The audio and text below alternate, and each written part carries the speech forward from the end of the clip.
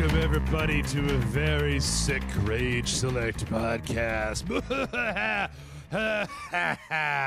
No, I'm just kidding. I know I'm not kidding. I actually am sick, but that's not going to stop the Rage Select podcast. Welcome, everybody. I am Jeff, and I have with me once again the most esteemed. He's like a prince or a governor or something. I don't know. He's in charge of stuff.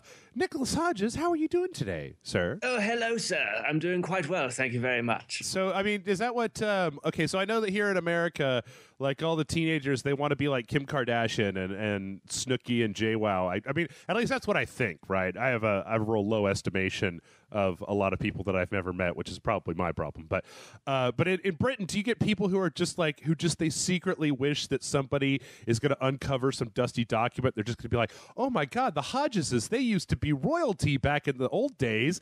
Nicholas, please, we're going to whisk you into Buckingham pancakes, and we're going to make you the new Duke of IHOP or whatever it is that you guys got over there, the Duke of Waffle House. Where do you go to eat pancakes at 2:00 in the morning that's open for 24 hours in Britain? I'm just curious.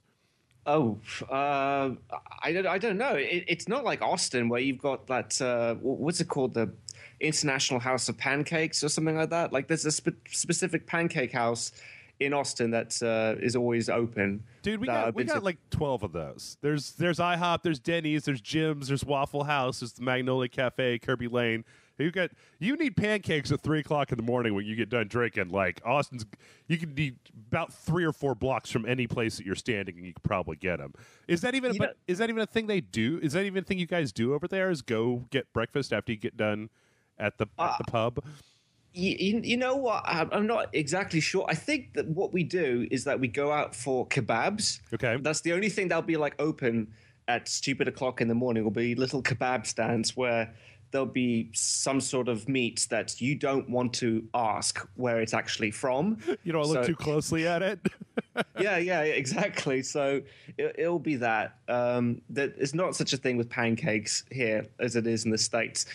I'm actually turned off pancakes a little bit because there's been so many times I've been in Austin with you guys where we just come back from the pub and that's the first suggestion on everyone's mind. That and Whataburger. Okay, wait. Hold on. I'm remembering something that I saw online, and I if I'd remembered this before, I think I would have asked you about it. And I don't know if this is a British thing or if it's an Irish or a Scottish thing, so excuse me.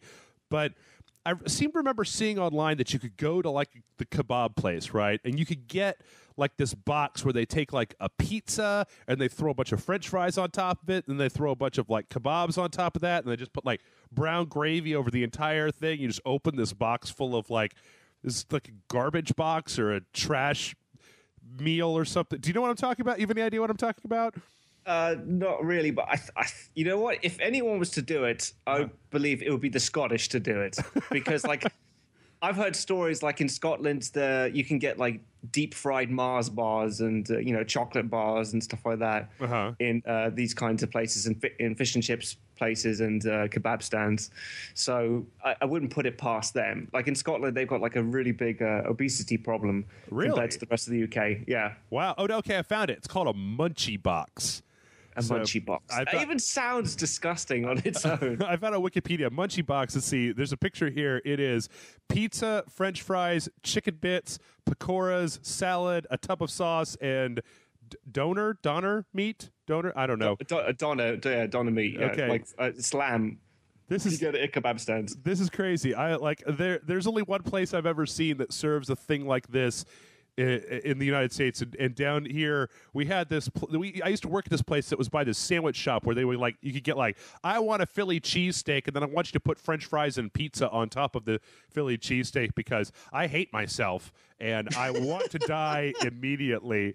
And I worked with a couple guys, and they would go there all the time. And I was just like, I did the same thing I do to Jason. I'd just be like, you're going to die. They're like, everybody's going to die. I'm like, no, you're going to die next week. Like, you're just going to have a massive coronary. I thought it was disgusting when I went to like KFC in Austin and they had the double down burger or whatever it was, and that grossed me out. But you just kind of lowered my faith in humanity a little bit just by the fact that that thing exists in the UK. I mean, awful. I'm looking at a picture of it, and it looks like the sort of thing that, I mean, I don't, like, there's a few things in this world that if you were, food items in this world, that if you were to present them to me when I was sober, I'd be like, fuck off. Just get away from me with that bullshit. But if you were like, hey, man, do you want to get, like, a pizza with, like, 2 more pizzas and a Thanksgiving turkey on top of the pizza? I'd be like, oh, dude, that sounds so good right now. Let's go. Can they put eggs on top of the turkey? Because I think, actually, my mouth is kind of watering just thinking about that, except for the logistics of trying to eat 3 slices of pizza with a turkey on top of it at the same time.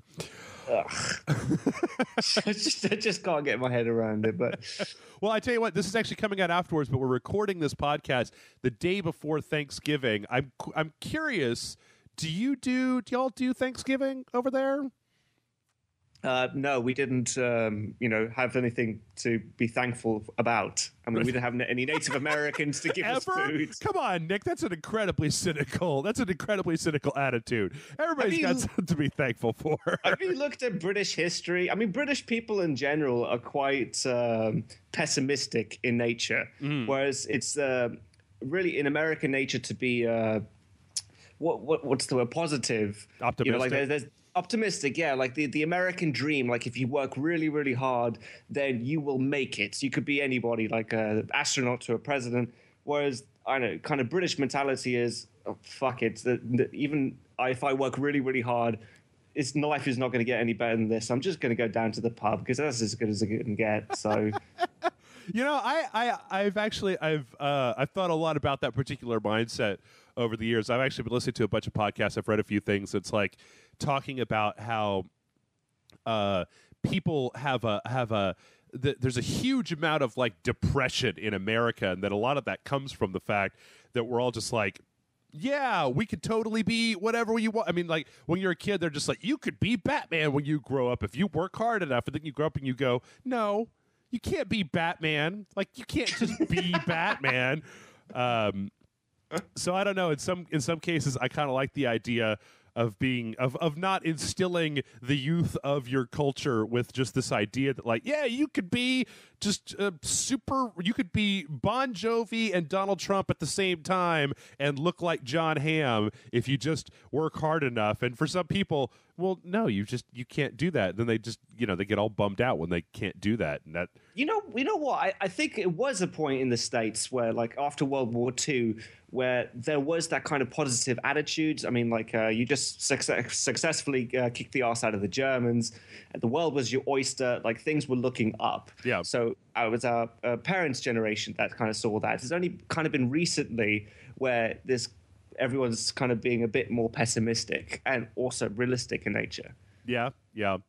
Well, I tell you what, that is probably more than enough reality, but we've got some we've got a back to video games, we've got a fair amount of video game news. But Nick, it hasn't been 6 months since I've talked to you last, but I did want to check in and see, have you been playing anything recently? I mean, fuck's sake, man, I just looked at I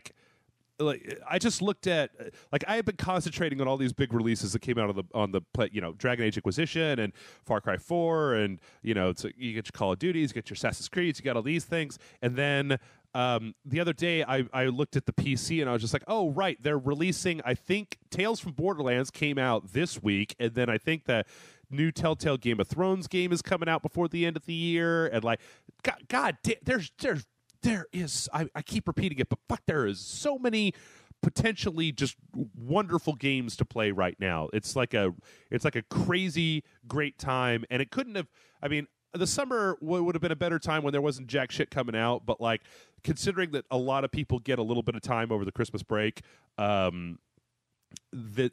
think that this is a good time to be releasing this many things. But I mean, not if you're trying to play them all like I am, like a crazy person, but if you like, hey, I can't wait for that new Dragon Age game, I'm just going to play that until March. That sounds like a great thing. It's actually hard to pick what to buy and play because games prices keep going up, especially during this period. I mean, for the moment, I'm ashamed to say that I got Advanced Warfare, but I actually enjoyed it, which is even more surprising. Yeah, it was fun. I thought it was going to be like just generic shooter, and then I would be able to trade it in to get, Far Cry 4 or whatever. But it was actually quite good. Like I enjoyed it the most since Modern Warfare 3 out of all the games that came out. I'd say I probably enjoyed it more than Modern Warfare 3. I mean, I thought, especially, they really did a good job with the whole Kevin Spacey thing, right? Like, I really enjoyed his character. The only thing, goddamn, every time we talk about video games on the podcast, I'm like, I gotta save it for the review, but fuck it. All right. The only thing that kind of was a little bit silly to me in there, and skip 2 minutes forward if you care about the story of Advanced Warfare, because I'm going to spoil a thing that everybody already knows. But there's a point where they start the game, and then there's this one point where it's like, what? You mean Kevin Spacey is actually the bad guy? I didn't see that coming at all. He's such a trustworthy person. Like, the trailers for the game when they were originally announcing it has Kevin Spacey basically just walking out and just being like, yeah, fuck everybody. I'm in charge of this shit. You're slagging off democracy. I mean, like, how much more of a telltale sign can you get of him being a bad guy? Yeah. But that's the thing, though, is like, I started playing the game. I already knew he was going to be a bad guy by the end of it. Yeah. But I still enjoyed where the game kind of took me. I mean, it had interesting things to talk about the whole PMC thing and about the reliability of Western governments today. You know, that's funny because I was trying to explain. I think when Grant and I were playing it, I was kind of trying to explain to Grant that the last time I saw a game that I think was really focused on the whole PMC thing was Metal Gear Solid 4, right? Yeah. And I think that the whole PMC, like having a discussion about the effectiveness of PMCs and whether or not they should even exist and kind of how much power they're able to wield is a really interesting thing to talk about, especially in today's, the day and age in which we live. And yet I can't remember a game between Metal Gear Solid 4 and Advanced Warfare that really got into it in the same way that either one of those games did. I mean, obviously Metal Gear Solid 4 was a little bit more fanciful science fiction, crazy with it, right? But still, I mean, it's not exactly like Advanced Warfare was grounded. They have a tank that hovers, for fuck's sake. Everybody's got a jetpack and but it at least kind of had something to say. And I really enjoy it when a game, even in a very lightweight way, tries to kind of just say something as opposed to just like, oh, the universe is in peril. We got to blow up the space robot dragon so that the universe doesn't get enslaved and blah, blah, blah, blah. Or we have to fight the Federation, in Call of Duty Ghosts. I'm never going to forgive that game. I completely lost fucking interest as soon as the credit sequence opened. Yeah, that was, to all of our South American listeners, I'm sure South America is a wonderful place, but as far as and I'm sure that, there's many South American countries that have militaries and, you should totally discount these places, but it just kind of came out of nowhere, and it maybe was one of those things where it's like, I don't think I've ever seen a movie or a TV show that was like, ooh, those South Americans, they're gonna band together and take over the world. So that when they started Call of Duty Ghosts with that premise, I was just like, the who? And, it would be like the equivalent of like the Samoan Empire, like taking over the world. Like Samoa, that's like a Polynesian island, isn't it? Right, or like if the new Call of Duty started out in Canada was marching troops to the United States and fucking just be like, Canada, really? Like, what did they need that we have? Why were they just being dicks? I mean, at least in Homefront, you could kind of be like, well, no, you'd just be like, no. Well, all right, I'll play the game, but no. The thing about Homefront was you could just be like, well, at least, was it? Oh God, I'm sorry, I'm so hopped up on cold medicine right now. Is it North Korea? It's North Korea, right? That was North Korea, yeah. Bad guys. You'd be like, well, North Korea is run by a crazy dude, right? And you could see this kind of like, all right, maybe that guy was just completely off his rocker and was like, everybody get in the planes, we're going to go take over. I don't know. But the whole South American thing, it was just like, I mean, it was kind of just bad storytelling, right? Where you didn't really get a really good idea of why the fuck are you guys doing this? What are you trying to get out of this? But then all I remember is that they brainwashed that guy with their nefarious South American drugs. And it was just like, I don't even remember that. All I remember is like the fucking space battle that reminded me of that awful scene in Moonraker where the good guys are versus the bad guys in space with laser guns, which is retarded. Whoa. The dog. Are you are you talking shit about Moonraker? Come on. Yes, I am, and I'm a huge Roger Moore fan. Like I let Spy Who Loved Me slide, okay, because that's a great film. But just Moonraker, come on, I haven't it's seen ridiculous. I haven't seen it since I was like 10, right? And when I was 10, I was like, you got Jaws, you got lasers, you got space, and you got James Bond. What's not to like? What's not to like? Honestly. Well, you know what? Before we get on to the news, one more quick question. I don't want to spend too long on this because we spent quite a bit of time last week shitting all over this, but have you played Assassin's Creed Unity, Nick? I have not yet, unfortunately, because I've been working a lot recently, but I've been kind of debating on whether to get that or Far Cry 4. So I'm open to suggestions from you. What's the game like? Is it good? Should I get it? God damn it! I don't want to get into just. We spent last week shitting all over it.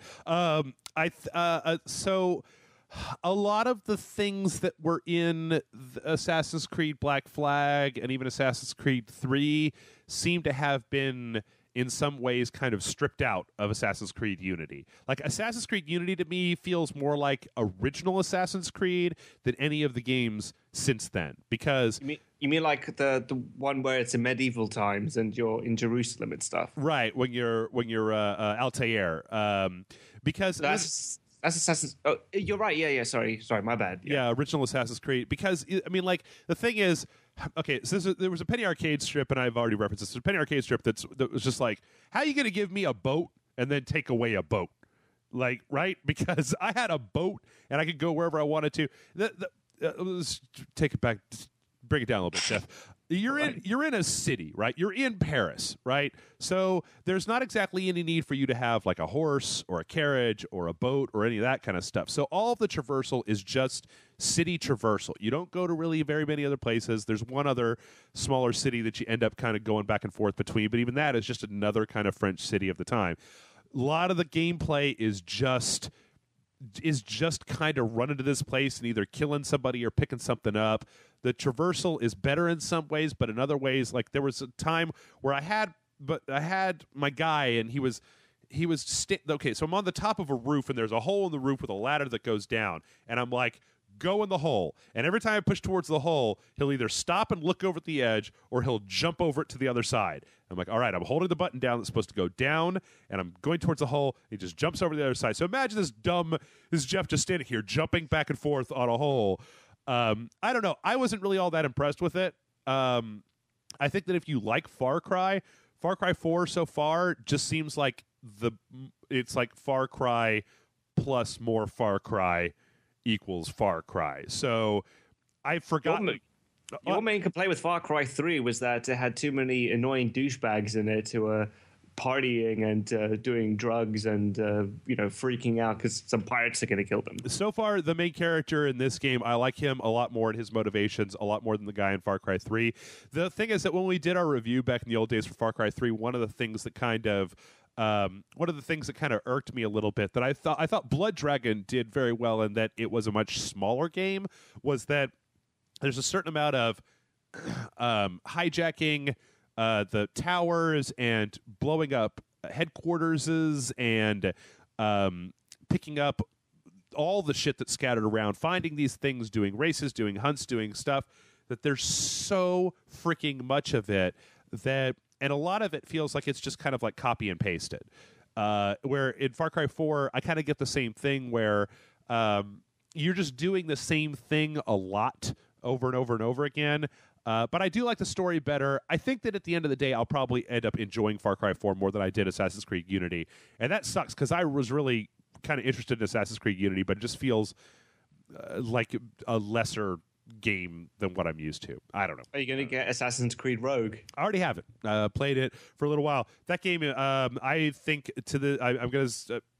I think they totally should have done what they did to Assassin's Creed Black Flag to Rogue and release Rogue this year by itself with the PS4, PC, and Xbox One, because Rogue only came out on the Xbox 360 and the PS3, which after playing next-gen console games for 6-8 months now, I'm kind of like, like I know, because I was playing Modern Warfare 2 the other day, just randomly, and I'm like, I don't remember it looking this shitty. Yeah. Did my console just get shittier by itself? No, it's that thing when we all got HD TVs, right? And you're like, first you're watching your HD TV, you're like, God damn, this looks so much better. And then eventually you're just like, well, no, that's how it's supposed to look. And then you go back and you try to watch an old eye cancer TV, and it's just like, ew. Ugh. No. And it was like I felt like my PlayStation was broken or something. It's like, no, I don't think anything's wrong with it. No. How come I never noticed this before? You had no point of reference, you know? Yeah. That's a PC Master Race people are always been on about. I'm just like, it looks like garbage all the time. But I think that Rogue, because Rogue feels an awful lot like Assassin's Creed it feels like Assassin's Creed 4 Brotherhood. And I'm kind of repeating some of the stuff that we said last week. So, but pardon me, folks. But it's got a more things. It's like they just took Assassin's Creed Black Flag and they added more stuff. Your ship has more things. He has more different types of weapons. And I like the story better because it's an interesting take on the Assassin's Creed story. So you've got a character who was an assassin who then decides to become a Templar and basically hunt down assassins. Like, that's a much more compelling story that we haven't seen before, as opposed to Unity, which is very much kind of just like, well, how are we going to beat these Templars? Oh, no, the Templars are bad, and we're the assassins, and we're good, and But so you would actually recommend Rogue over Unity?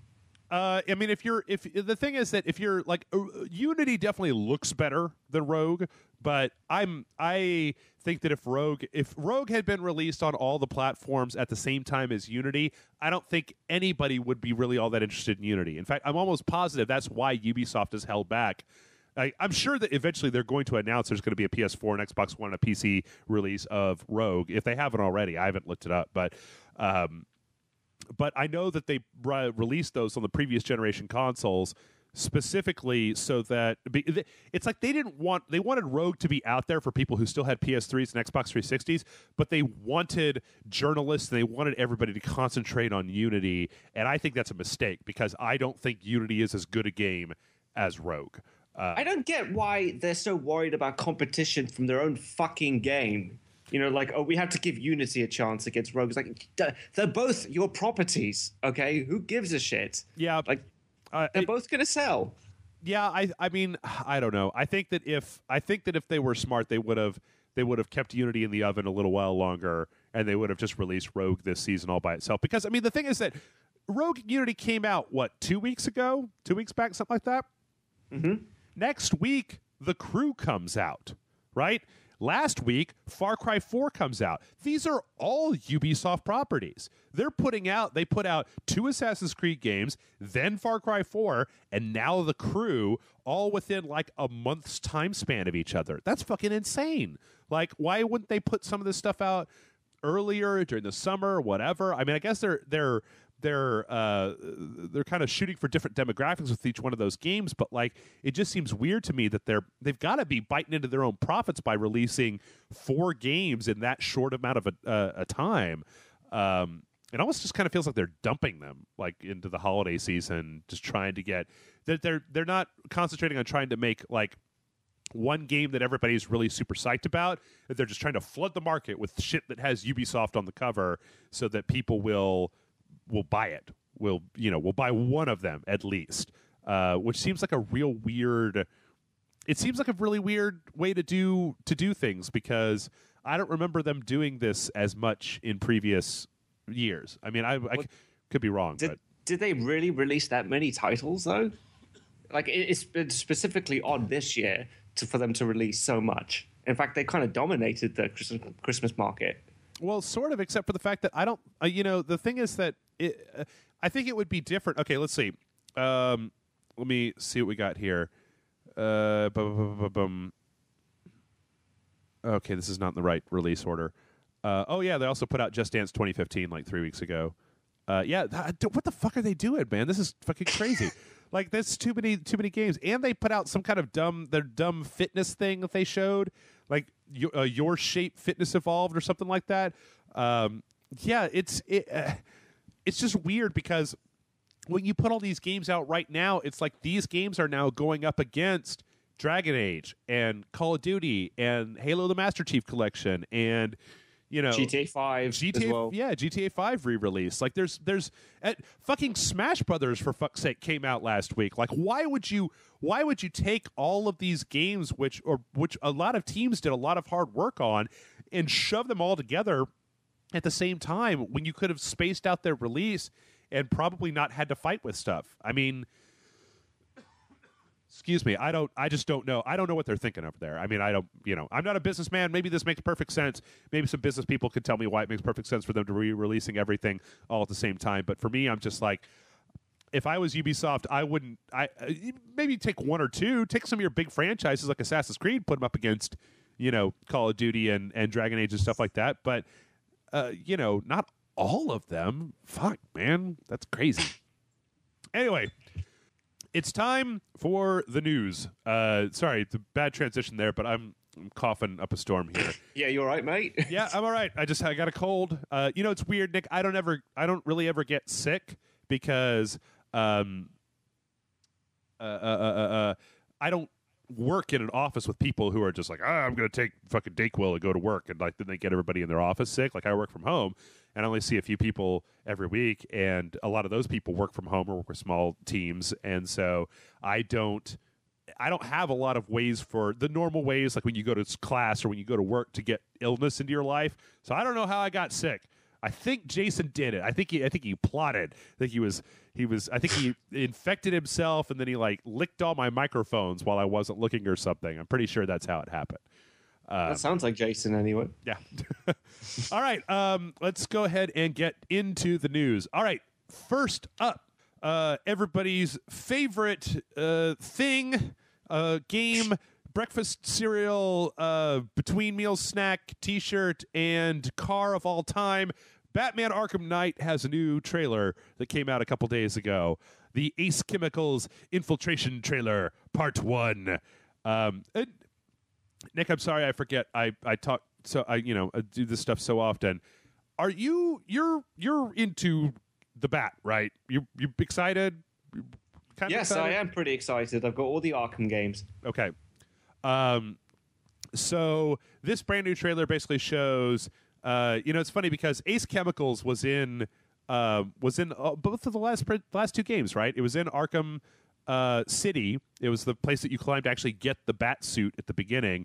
Yeah, it's also an Arkham side. Isn't like the chemical what made the Joker like go Hulk? Basically, was that from the Ace Chemicals? No, I think I don't know from comics. But, it may have something to do in the comics. I mean, in Arkham Asylum, that was just Venom. That was Bane's Venom that yes. had been changed around. But actually, no. Ace Chemicals was in the Batman movie, the original one with Tim Burton. Like Joker falls into that huge vat, and that's what turns him into the Joker. Yes, but it's been referenced. I'm not sure if it's actually in the comics, but it's been referenced in both Arkham City and then also in Arkham Origins. It was in the city. It was just a building that you could go up. But here it's like the Arkham Knight. He's got a bunch of prisoners, hostages inside of Ace Chemical, and Batman has to. I mean, from the look of this trailer, Batman has to get in there.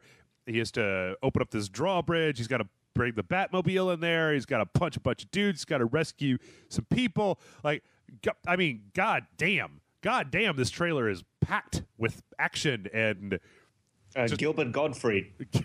What are you talking about, Gilbert Gottfried? The guy that Batman rescues looks like Gilbert Gottfried, who plays the parrot from fucking Aladdin, like with the whole squinty eyes and the bad haircut. Oh God, I didn't even see that. I want to go back and redub this trailer with Gilbert Gottfried. I don't know what the Joker's up to. I can't do it with Gilbert Gottfried. I do like the fact though that he's got like they show in the Batmobile, he's got like this little place in the back to strap a passenger into. Like he got this little hatch in the back of his car. It's his bitch seats, basically. That's right. Know, like those those bikers who've got like the little car. What's that the thing called? Like a sidecar connected to the bike. So that's where the bitch goes. Right. So like, and he just puts it on the back. In fact, it tips him into the back. Yeah, like without him putting in. Yeah, you gotta like lay down. Yeah, it's I like the way that it just makes me think that like every time that more than two people have to get in the Batmobile, there's a really horrific fight for who gets shotgun. Like Robin is just on point calling shotgun. He's like, I am not riding in that trunk again, Bruce. All right. But yeah, it's a really, really good looking trailer. I don't think that we've seen a whole hell of a lot that we haven't seen before, because we've seen the Batmobile before. We've seen some of the combat. The combat looks a little bit more dynamic, but I can't tell if that's just the way they cut the trailer together. But it looks, I mean, it's raining, all the UI and the heads up stuff. It just looks freaking fantastic. I think there's kind of a thing here where it looks like the Batmobile is going to be used quite a bit. And I think that's an interesting thing where they have kind of Batman at the beginning inside of Ace Chemical, and then he brings in the Batmobile and it's being used to pull down walls and to shoot some guys and stuff like that. I'm curious to see like how big the city's going to be, because if the Batmobile goes really fast, so I mean, like, would it be like necessary to be having it all the time when it could just be simpler to fly around? Well, I have no idea. The thing is that, I mean, okay, so here's there we go. I was looking for this. I think that we've already seen. Okay, the map is about 5 times the size of Arkham City's, but it also has intricate details fans would expect from a game in the series. I think it's interesting because if you've watched some of the previous trailers, like the Batmobile, it seems like it's pretty fast, but then it also just the question on everybody's mind is, of course, why the fuck would I drive the Batmobile when I could just fly? Because Batman, in Arkham City, I could get around just fine without a Batmobile. But it looks like they're going to try to use it for stuff besides that, which would make it much more interesting. I mean, especially it looks like the tank thing is going to come up on a fairly regular basis, fighting the Arkham Knight's tanks that are just rolling around Gotham City. I'm guessing these are unmanned tanks, right? There's no one driving them. Yeah, they actually had a trailer. I think it was the last trailer where there was a very specific part where he was driving up to the tanks and Oracle comes on and is like, "Yep, there's nobody in there," and he's like, "All right, switch on the high explosive stuff. All right, let's do this." I would love it if Oracle was joking, and just to see how Batman fucking freaked out after he blew the shit out of them tanks. Bruce, it's April 1st. Oh, come on. Yeah, you killed all those guys. Yeah, but okay, so in conclusion, I am still real excited about Arkham Knight and can't wait for that shit to come out. I'm still waiting for somebody to, I mean, you know, I guess most of the people that I know are such huge fans of Batman that I haven't really heard anybody yet who's been like, Arkham Knight, meh, I don't know. Well, here's the thing. What was your opinion of Arkham Origins? I didn't really care for it all that much. Yeah. And neither did I. It was quite forgettable, I thought. I mean, it was like if you're just jonesing, like you know what I kind of think about Arkham Origins as is BioShock 2. It was if you're into the universe and you like the Batman stuff, it was great to kind of like tide you over and slake your thirst. But I didn't think the storytelling was as well put together as the Arkham Asylum and Arkham City. And I thought that there were parts of it that just went, you know, okay. You know, like Deathstroke, right? Is you fight Deathstroke, and then you beat Deathstroke, and then Deathstroke is just gone. You're like, okay. But I don't know. I mean, you know, didn't they have like a whole trailer just dedicated to Deathstroke? I think they had a trailer. I mean, they had several trailers that were dedicated to the individual people that you're fighting, like Copperhead and the Shock Guy and all that stuff. But, I mean, it was okay. There was nothing wrong with it. I mean, Jason liked it a hell of a lot more than I did.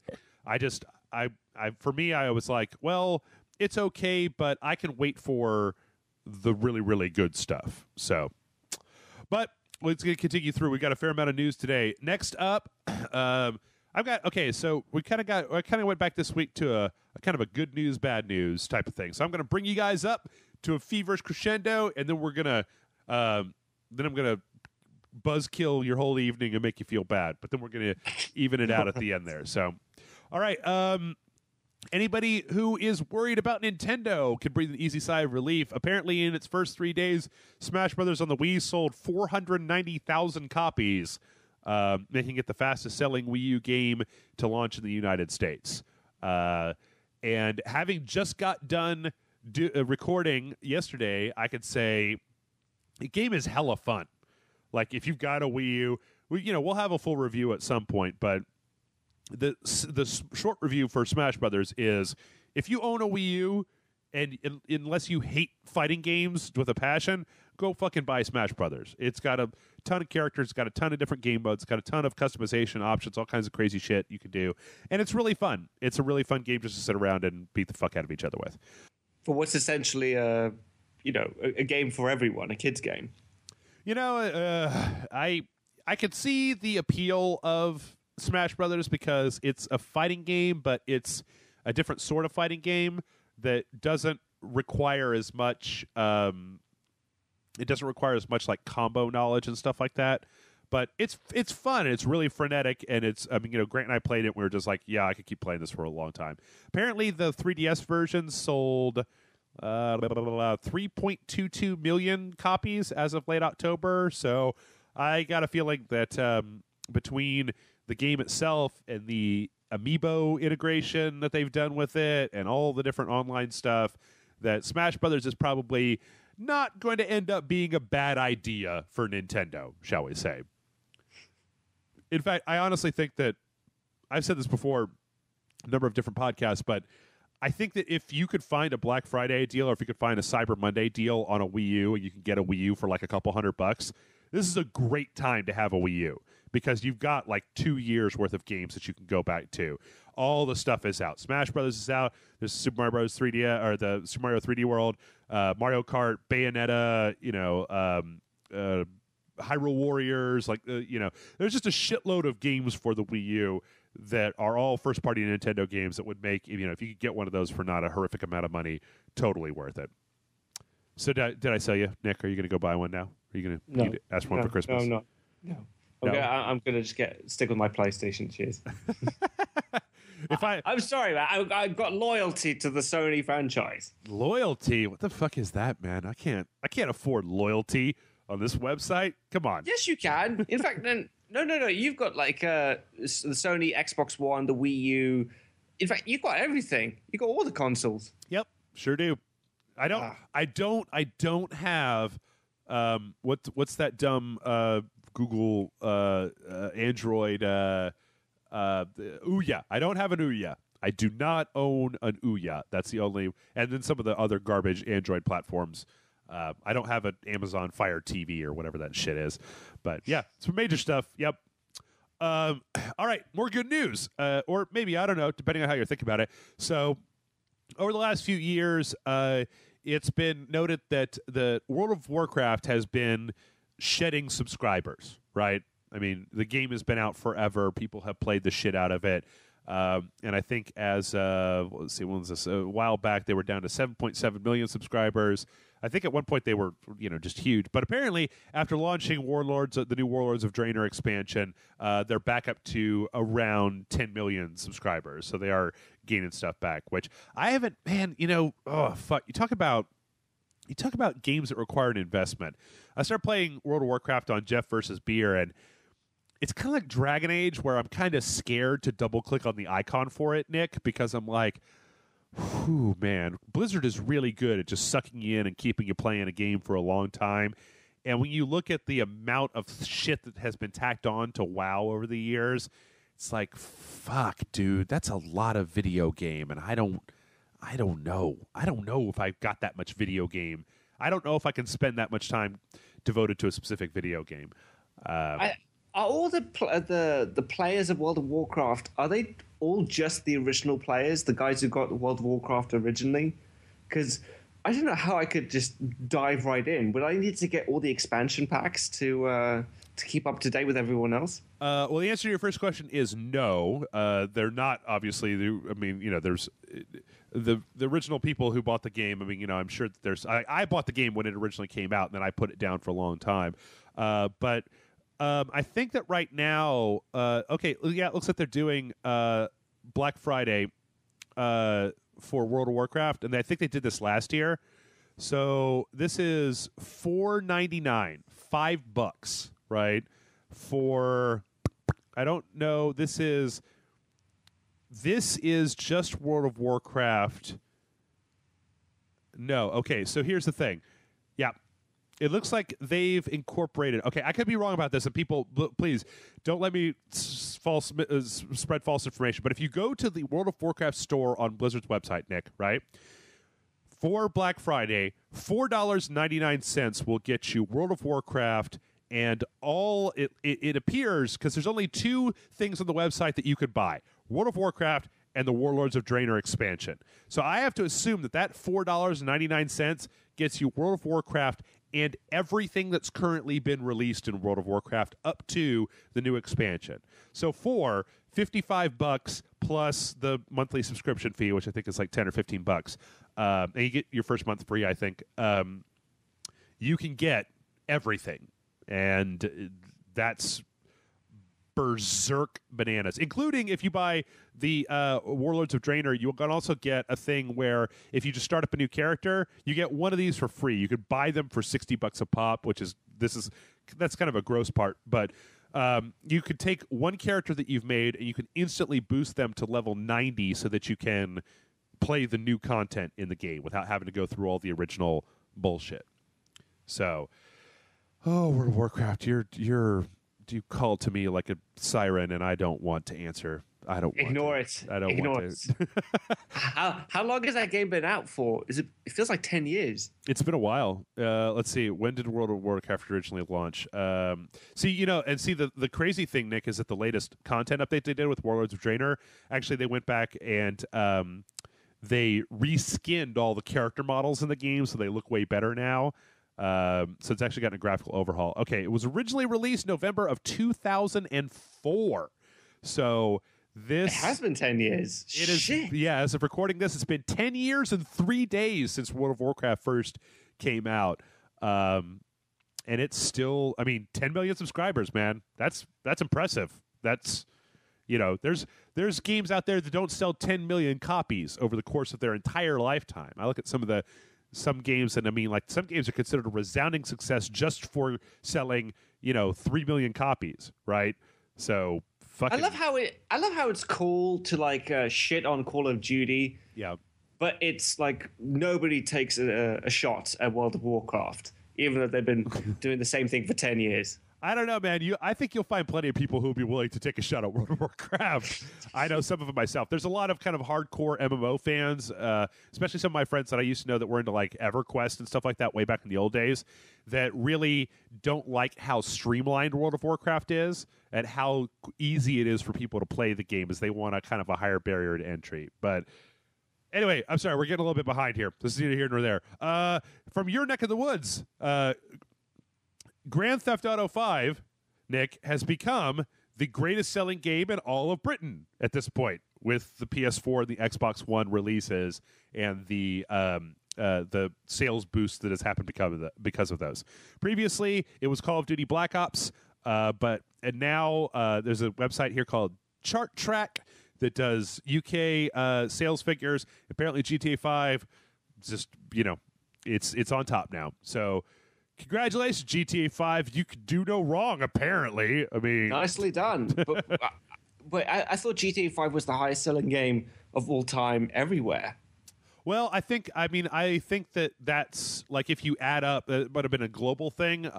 News I can tell from this particular article, it seems like Black Ops might have eked them out, like if you were just talking about the UK. So when the original release of that came out, I'm not entirely sure. But needless to say, Grand Theft Auto 5 making tons of money. Who's surprised? Are you surprised, Nick? Are you surprised? I'm not surprised. I say go for it. I absolutely adore that game. Did you get it for the? Are you going to get it for the next gen consoles?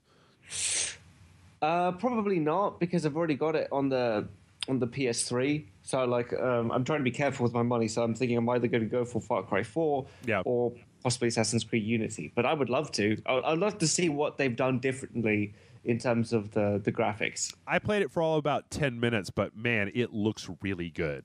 Yeah. What How's the first person mode? It's a little odd. The movement in Grand Theft Auto has always been a little loose, right? And so in the first person view, I think that my expectation in a first person game is that the viewpoint is a little bit tighter because it usually comes from shooter games that require a tighter viewpoint, and it's a little bit more loose. So I don't know. I like I said, I played it for all of about 45 minutes, and then I threw my controller on the ground and went, "No, Grand Theft Auto, no, you will not do this to me. I've already played you." But what I'm really looking forward to, as always, is the PC release of GTA 5, because first GTA 5 will be released on the PC, and then somebody with that first-person view, Nick, you know where I'm going with this, somebody is going to patch some kind of rudimentary Oculus Rift support in there, and then I'm going to shut this website down and go live in Liberty City or San Andreas, and everybody can go fuck themselves because... I know why you want to do that. You just want to go to the fucking strip club with the Oculus Rift. Like, that's all I ever wanted, and now I could just relax. Yeah. Oh, no. I want to absorb the lush world building, Nicholas, not just the strip club. Yeah. Okay. Fine. All right. Next up. So there was some question a few weeks back. This kind of goes back to what we were talking about before. Call of Duty Advanced Warfare apparently sold through 10 billion worldwide. $10 billion worldwide between the game and the season pass and DLC and stuff like that. So before this game came out, we had ran a story that said that I think the pre-orders for Advanced Warfare were the lowest they had been on Amazon since World of War or something like that. But it looks like, hey, $10 billion, that's a good return on investment. So they're doing all right. They're doing all right, Activision over there. Nobody needs to worry about Activision. Activision's going to be able to buy presents for Tiny Tim this Christmas. So don't you guys worry about Activision.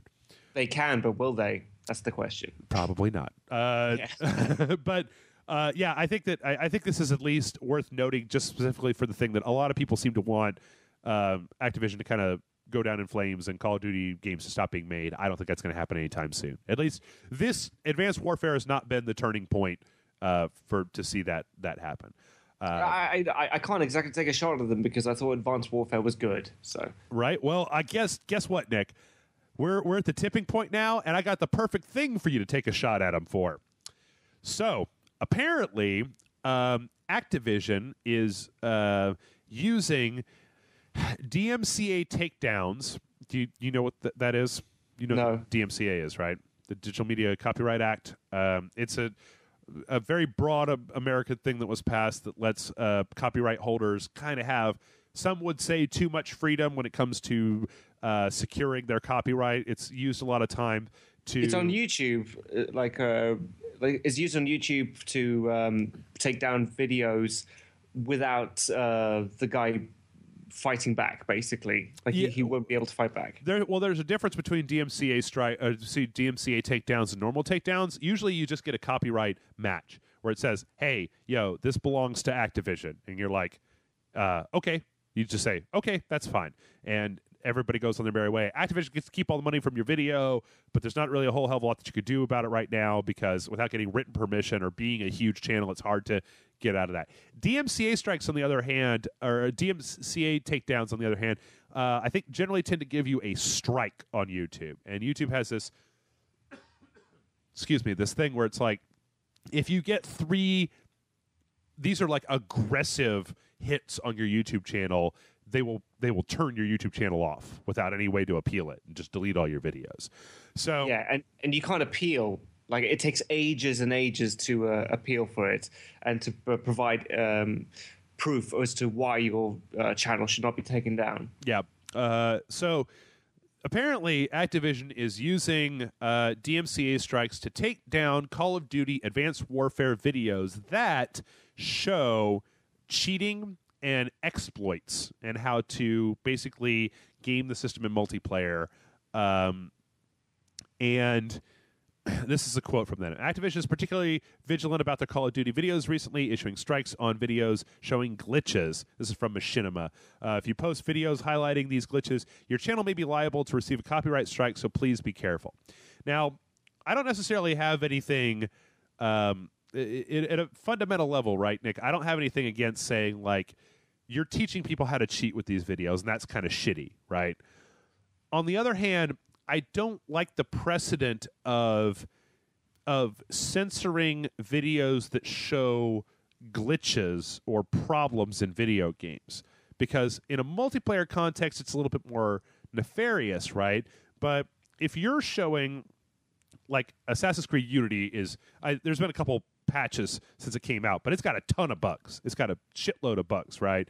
Far Cry 4. I mean, I was the other day, I was playing Far Cry 4, and I came across these people, and they were just standing in the road, and they were shooting at a bird, and one guy was standing in the air, 20 feet up in the air, just standing in the air, And you say, if we, like, I don't like the precedent of companies essentially censoring YouTube channels that might be showing people information that they may use to decide whether they want to purchase a game or not. I don't like that as a precedent, and I don't think. I mean, I know that there have been a few places. There's been kerfuffles, like Jim Sterling had a thing with this guy, an indie dev that did some indie stuff. I know there have been a few places in the indie games category. I don't think it's been super widespread in the AAA game stuff. The only other example I could think of recently was in Shadows of Mordor, the advanced copies that people were sent, they were given explicit instructions to not highlight any bugs that they found in the game. But I don't. I can kind of get that, because they're advanced copies, and were they specifically for being reviewed? No, I mean they had, but there's a bigger story, because the Shadow of Mordor, they had a huge list of, like, things you have to do. Like they would say, don't mention Lord of the Rings, just call it Middle Earth Shadow of Mordor. They'd say, if you're streaming this online, you need to have a call to action for people to go buy the game every hour. You need to suggest that they blah, blah, blah, blah, blah, blah. There's a huge list of horrible shit that people were supposed to do. And it was stupid, because the game was good and nobody would have given a fuck. I mean, it was well reviewed, it was well regarded, but they still had all of these restrictions they were putting on it. And I think that, I mean, it seems like I'm hearing more about that recently. It may just be because there's more people doing Let's Plays than before, but I don't like it. Like, I think that Dragon Age was the perfect example of how to do it, because Dragon Age Inquisition, they gave the reviewers copies, and then they let them post their reviews a week before the game came out, because they were confident in their product, as opposed to other games that will embargo your reviews until the day the game comes out, so that people don't cancel their pre-orders because they hear from a reviewer, this is a shitty game. It's the same way that a lot of times they won't let movie critics they won't have a screener for the movies, because they're like, they know that if the critics get a hold of it ahead of time, they will post things saying this is a shitty movie, do not go see it. So they hope to get people in there. So I don't know. This just seems like another one of those things where you've got companies essentially using a tool that's supposed to be used for copyright stuff.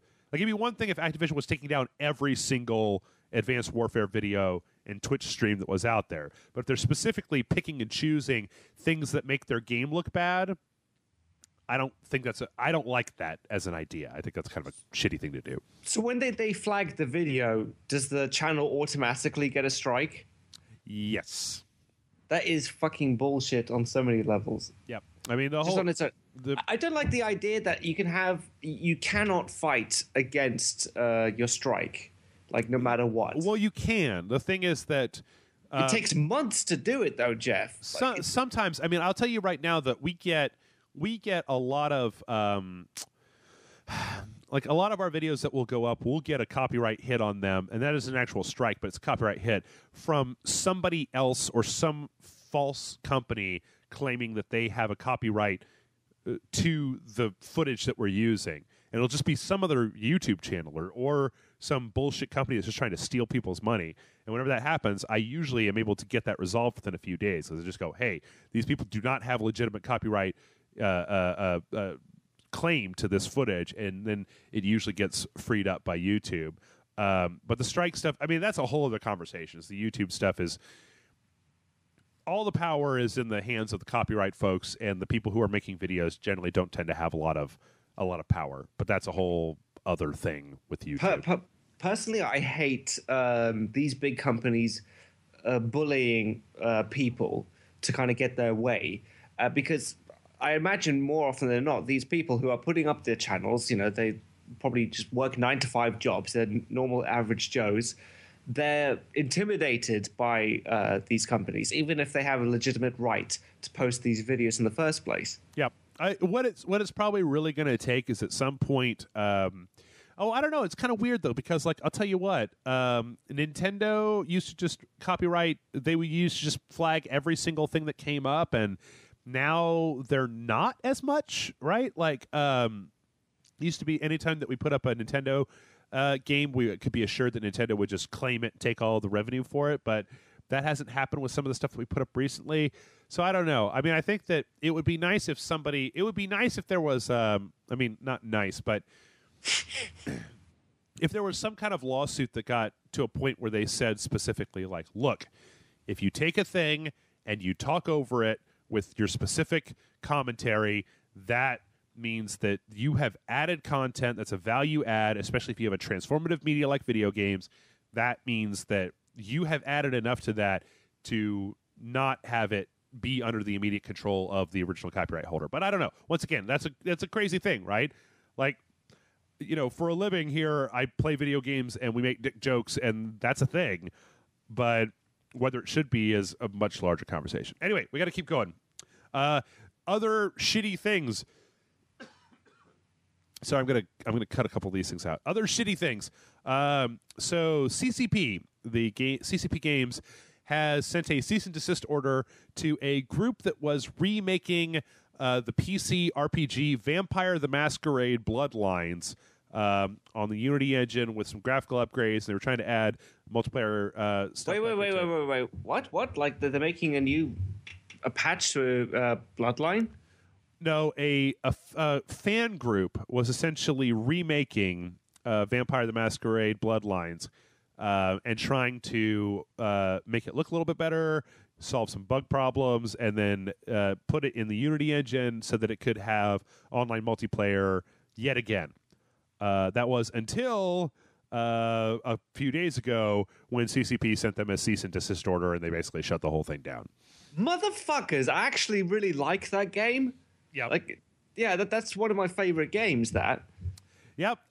Anytime this kind of stuff happens, I mean, it'd be one thing if these guys were like, we're going to remake Little Big Planet 1 on the PC. You go, okay, well, that's not cool, right? That game is still available. But, Vampire the Masquerade, that's like kind of one of those old fan favorite games that has a cult following.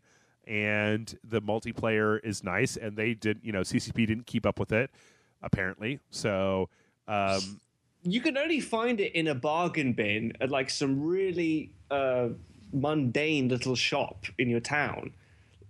Yeah, I mean that's how I found it, next to like some VHSs of Buffy the Vampire Slayer videos or whatever. It'd be right next to them. I always find it really disheartening when companies do this, because unless CCP is getting ready to next month release a new Vampire the Masquerade game, the people that do this stuff, they do it because they legitimately loved the game that you made. And to kind of slap it out of their hands and go, no, it's ours, it doesn't belong to you, always just kind of leaves a bad taste in my mouth. I know, it's like you're not doing anything with it, and you should encourage people who keep playing a game that you made like many, many years ago and never followed up with a decent sequel. Yep. Yeah, I agree. All right. Well, that's most of the bad news that I have. I think I'm going to axe a few of these things. Okay, we got 3 more stories real quick here. Assassin's Creed Unity CEO, what's this guy's name? Yanis Malat, something like that. says, unfortunately, at launch, the overall quality of the game was diminished by bugs and unexpected technical issues. I want to sincerely apologize on behalf of Ubisoft and the entire Assassin's Creed team. These problems took away from your enjoyment of the game and kept many of you from experiencing the game at its fullest potential. And in response, or in there, okay, sorry. Basically, Assassin's Creed, anybody who bought Assassin's Creed Unity is going to get the first DLC pack for free as an apology from Ubisoft. Did you experience this many bugs? I saw a lot of shit. I saw a lot of bugs. You spoke like a Vietnam veteran. Like, I saw a lot of shit there. I've been through the shit, man. I played Assassin's Creed. No. I mean, like, hey, you know what? Twice, Nick, like they had these long missions, right? That had they were very difficult. There were a lot of guys in between, and there were plenty of missions where I went through. And as I was leaving, like the last objective in the mission was leave this area and become anonymous to win the mission. And I'm on top of a building, and I just fell through the world and died. Just fell into the infinite nothingness that is underneath the world and totally died and had to start that mission over from the very beginning. Happened to me a half dozen times over the entire course of playing the game, but it's a really irritating thing. And there's just plenty of stuff. I mean, I saw all kinds of shit that are just stuff that was of a level that I wouldn't expect from a game this high profile. People bugging into each other, people bugging into walls. One time I saw this lady just warping down the street like she had roller skates on. Or like she was moving, but her feet weren't running. She was just gliding down the street. So, yeah, I mean, the game, I feel like, had a fair amount of bugs. And it's always cool when a company... owns up to the mistakes. Yeah. I mean, they had a third patch that came out around the time this comes out. It'll be a few days ago. It's supposed to have more than 300 new fixes for the game. But what's this new DLC package that they're giving away for free? Is it like a mission DLC or is it like a patch up? I have to assume that it would just be mission. It's mission DLC. It's going to be actual, like something you would get with like the season pass or something like that. It'll be probably 4 or 5 additional missions. I mean, like wouldn't people be pissed off if they fucking pre-order the game? Well, specifically to get that DLC. I think. I would more think that would be people who bought like a season pass, right? But I don't know. Maybe they'll be adding in more. That they paid for their season pass, and now they're just giving away season passes for free. Well, it will be the first mission. I mean, I don't know if it's anything like previous Assassin's Creed games. I mean, you may be talking about like a $7 to $10 piece of DLC content. I don't know. That's a good question. Actually, that is a really good question. I'd like to ask that to all of our listeners out there. Have you ever had a piece of DLC that you purchased for a game turn free, and did that make you upset? Did you feel like you had lost value for what you bought?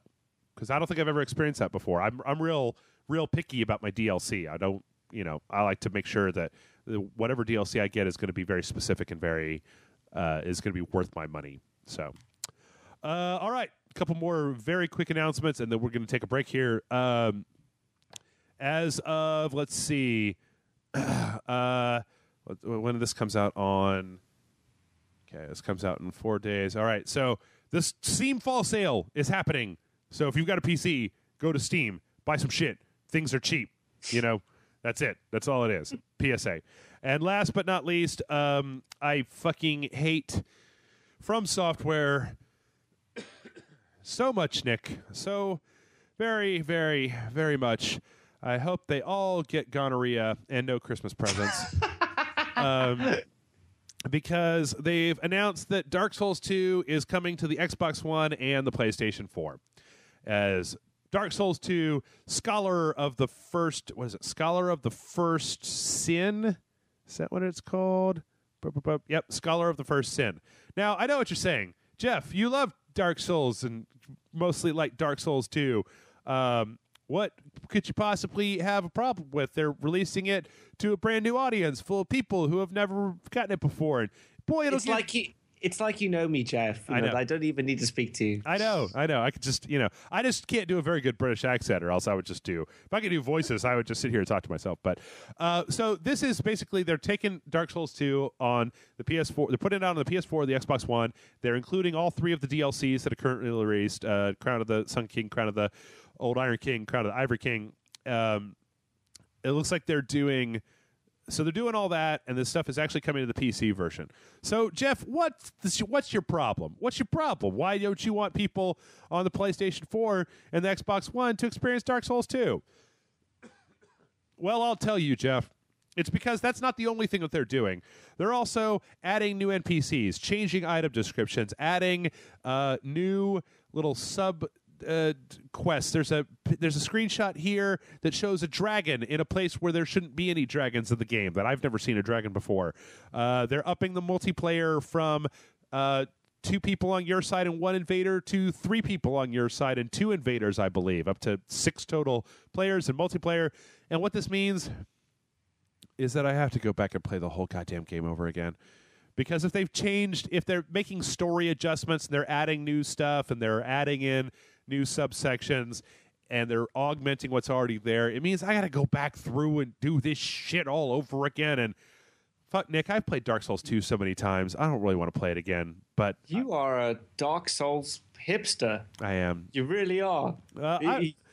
You could be like, oh, it was like way better back in the day. Oh no! Before, like there was a dragon in it. No, you know what? You know what? The thing is that it's actually exactly the opposite. I have a feeling that if you were to purchase, and I'm just speculating here. I don't know. They could totally fuck it up. But I have a feeling that I know how this game runs on the PC. Like even a moderate range PC can run Dark Souls 2 at everything maxed out. It looks fantastic. This is probably going to be a great looking version of Dark Souls 2. It's going to have some more graphical tweaks. It's going to have all the DLC, which fleshes out the story even more.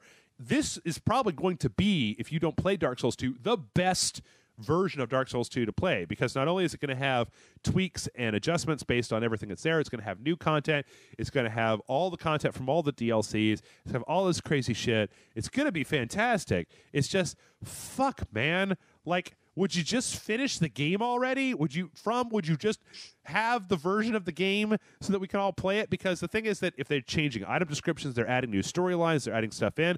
The story of Dark Souls 2 is pretty cool, and I want to know all that stuff, but I don't just want to sit down and watch like a YouTube video that's like, here are all the things that have changed. I want to go back through and experience it all again, which means playing it through again. Now, the only upside is that because we played through all of Dark Souls 2 in our Patreon videos, I am now like well versed in how to cheese dick every single area and boss of Dark Souls 2, just like a pro master.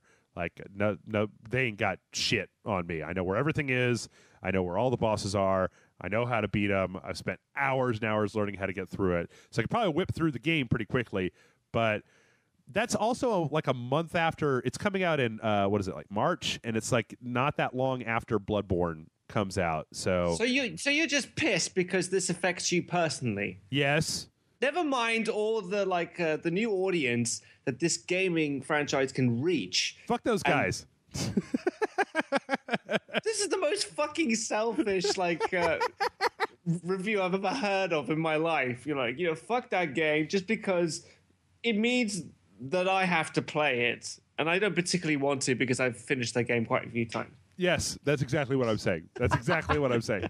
I make no bones about it. Yeah, I understand. I understand how fucked up that sounds. I hear the words coming out of my mouth, but fuck, I've probably put more time into Dark Souls 2. I mean, the thing that nobody realizes, Nick, is that we had this video series on our Patreon where every week we played Dark Souls 2. So every week I would sit down and I would practice the area that we were going to go through 2 or 3 times to make sure that I could do it, that I wasn't going to get tripped up by anything. Then I would go out and spend an hour or 2 researching all of the lore that I could and all of the item descriptions for the area before we went in to try to give people a synopsis of what the story was for that particular area. So that was like, I've been so far up Dark Souls' ass that it's nice to spend a little time out here in the light with other video games, and now they're like, nope, get back up in there, bitch, because you're going to need to go see if the item description for this particular sword changed slightly and means something different to the story in this Scholar of the First Sin. I just picture you in the corner of a boxing ring, spitting into a bucket or something. All right, I'm ready. All right, give me some Dark Souls. I'm going to warm up a bit. Yep. All right. Well, you know what? That's all the news we have, and we're running as usual. Nick, we're running a little bit long today, but that's all right because we don't really have that many questions today. I think I picked out a fair number of them, but we're getting a few less questions. So before we break, say mail@rageselect.com is the email address to send your questions into. We're going to take a brief break. When we come back, we're going to answer your questions, and we'll see you there. Everybody, welcome back, and it's time for the questions. It's time, Nick. It's time to answer the people's questions. The best part of the show. That's answering right. the questions. That's right. Mail@rageselect.com is the email address to send your questions in, and we've got a fair amount this week, but I just didn't get as many as I normally get. So this is our first one. Comes in from Leonardo, who says, "Hello, Rage Select crew. I used to take days off work to enjoy new video games, but lately it's getting harder to trust companies on delivering a fully functional product on release. Assassin's Creed Unity was downright unplayable at release. Master Chief Collection multiplayer was completely broken. I had to wait 2 days for Rockstar to patch character transfers to PS4, and my roommate was unable to play the newest WoW expansion, having to wait up to 5 hours to join a session, and this is just last week. I love video games, and I hate to complain, but I'm starting to think this is getting out of control. What do you guys think about this? Are companies taking advantage of patching that they are more than willing to release an unfinished product, or should we be thankful of living in an age where a game's faults can be fixed if given enough time? Thanks for answering my question. Keep up the good work, and happy holidays, Leonardo." I don't know, Nick. Do you have an opinion on this? I mean, it seems to kind of come on this whole issue seems to have come on very slowly to the point where I think that if I had gone directly from like the PS2 era to now, John from the Super Awesome Video Game Show was telling me that the Halo Master Chief Collection, and I haven't looked this up. He told me this. I usually assume that when you say something like this, he's not just making it up, right? But the Master Chief Collection, right, had a 20 gigabyte day one download for it, and it was because they specifically, they said that if they had that was just it was a content patch, that all the content for the game was not on the Xbox One CD, and they didn't want to ship 2 CDs, so they just shipped 1 CD and then had you download the rest on day one. But yeah, that would piss me off because that's how many hours is that worth of downloading? A lot. When we were getting ready to record, I put the Master Chief disc in. I put the Master Chief Collection disc in, and then I went to bed. And then the next day I woke up and it was all done. But we've seen the Assassin's Creed we were talking about before we hit break, right? Assassin's Creed Unity is on their 3rd patch. Halo Master Chief Collection, the matchmaking for the matchmaking for the multiplayer is kind of broken, and they're still trying to fix it. Like you said, World of Warcraft, Warlords of Draenor has had a bunch of DDoS attacks to the point where they've given out some free stuff. So it's kind of a question, I think, of, when you get a game, it used to be that it's like you go buy a game, you bring it home, and you could totally play it. You don't have to wait for a patch. You don't have to wait for a download. You don't have to wait for them to fix some stuff. And I guess the question is, should we be pissed, right? Should we be trying to demand that that companies ship a full unbroken game that does not need day one patches, so that if you don't have an internet connection or you have a limited connection or whatever, you could just put the game in and play it? Well, it's a double-edged sword. I mean, like, how many times have you been looking forward to a game coming out and then it keeps getting delayed? I mean, like, that's bugged me more than that I should care to speak. But as long as they fix it all towards the end, then I'm okay with it. But I think it really depends on like how hardcore of a fan you are. If you've been looking forward to this game for a long, long time, then I think you're absolutely in your right to be pissed off, because I think you don't get in the end a working product. Well, it's also, I mean, especially in this particular holiday season, I think it's really egregious in the fact that, like, I played Assassin's Creed Unity. I played enough of it to review it. I don't know if I'll be going back to Assassin's Creed Unity. I mean, I guess in a case like something like Halo or World of Warcraft, it's like they can continue because those are games that have more longevity. But I mean, I don't know about you, but like for Assassin's Creed, I play Assassin's Creed, I beat that Assassin's Creed game, and then I put that on the shelf and I move on to the next game. Like I don't keep going back to Assassin's Creed over and over and over again to keep playing it over and over again. I just consume it in one huge, chunk. So when you say like, oh, 2 months from now they're going to have all those problems worked out and you're going to be able to play the game, you go, dude, 2 months is forever, and I'm way past that. But that's probably a more unique perspective or more unique way of looking at it from my perspective, because it's taken me a long time to kind of understand this, right? But like I play games in a psycho way. Most people buy one game, a month or 2 games a month or something like that, and they play those games for a longer period of time rather than just inhaling them as fast as humanly possible and then moving on to whatever the next game is. Well, it affects your ability to review it.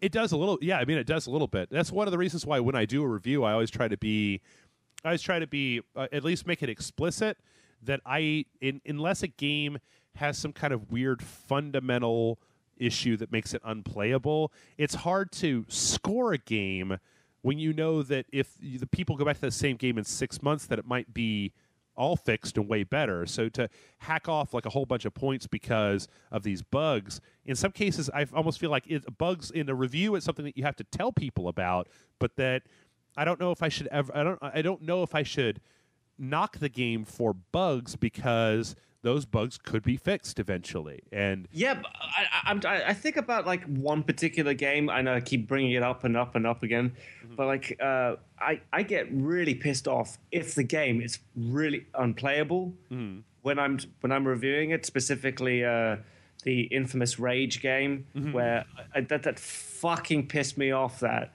like the fact that every time you turned around and it took like a second or two for the frame rate to pop in. Like that's unacceptable to me, because you cannot play the game. Whereas, I don't know, if I'm playing Red Dead Redemption and my, horse and carriage seems to have hydraulics in it, I find it funny. I like it'll be gone in like a minute or two, so that doesn't bother me as much. But just as long as you're able to play it, and if they say that they're going to be patching it up, then, it should be okay. I get, for me, I guess it's just a question of, it's a trade-off question, right? As you say, the way to get rid of a lot of these day one patches, because of the way that they're integrated into the development cycle, is that you would have to wait longer for the game, right? Yeah. Is that you would have to wait for them to finish all of that work before they sent the game into cert, before it was able to be put online, if you had to wait for that. So the question is, would you rather wait for? And this is an interesting conundrum. It's one that I don't know that I don't know if I've ever considered it personally myself. It's like, would I rather wait another month to play?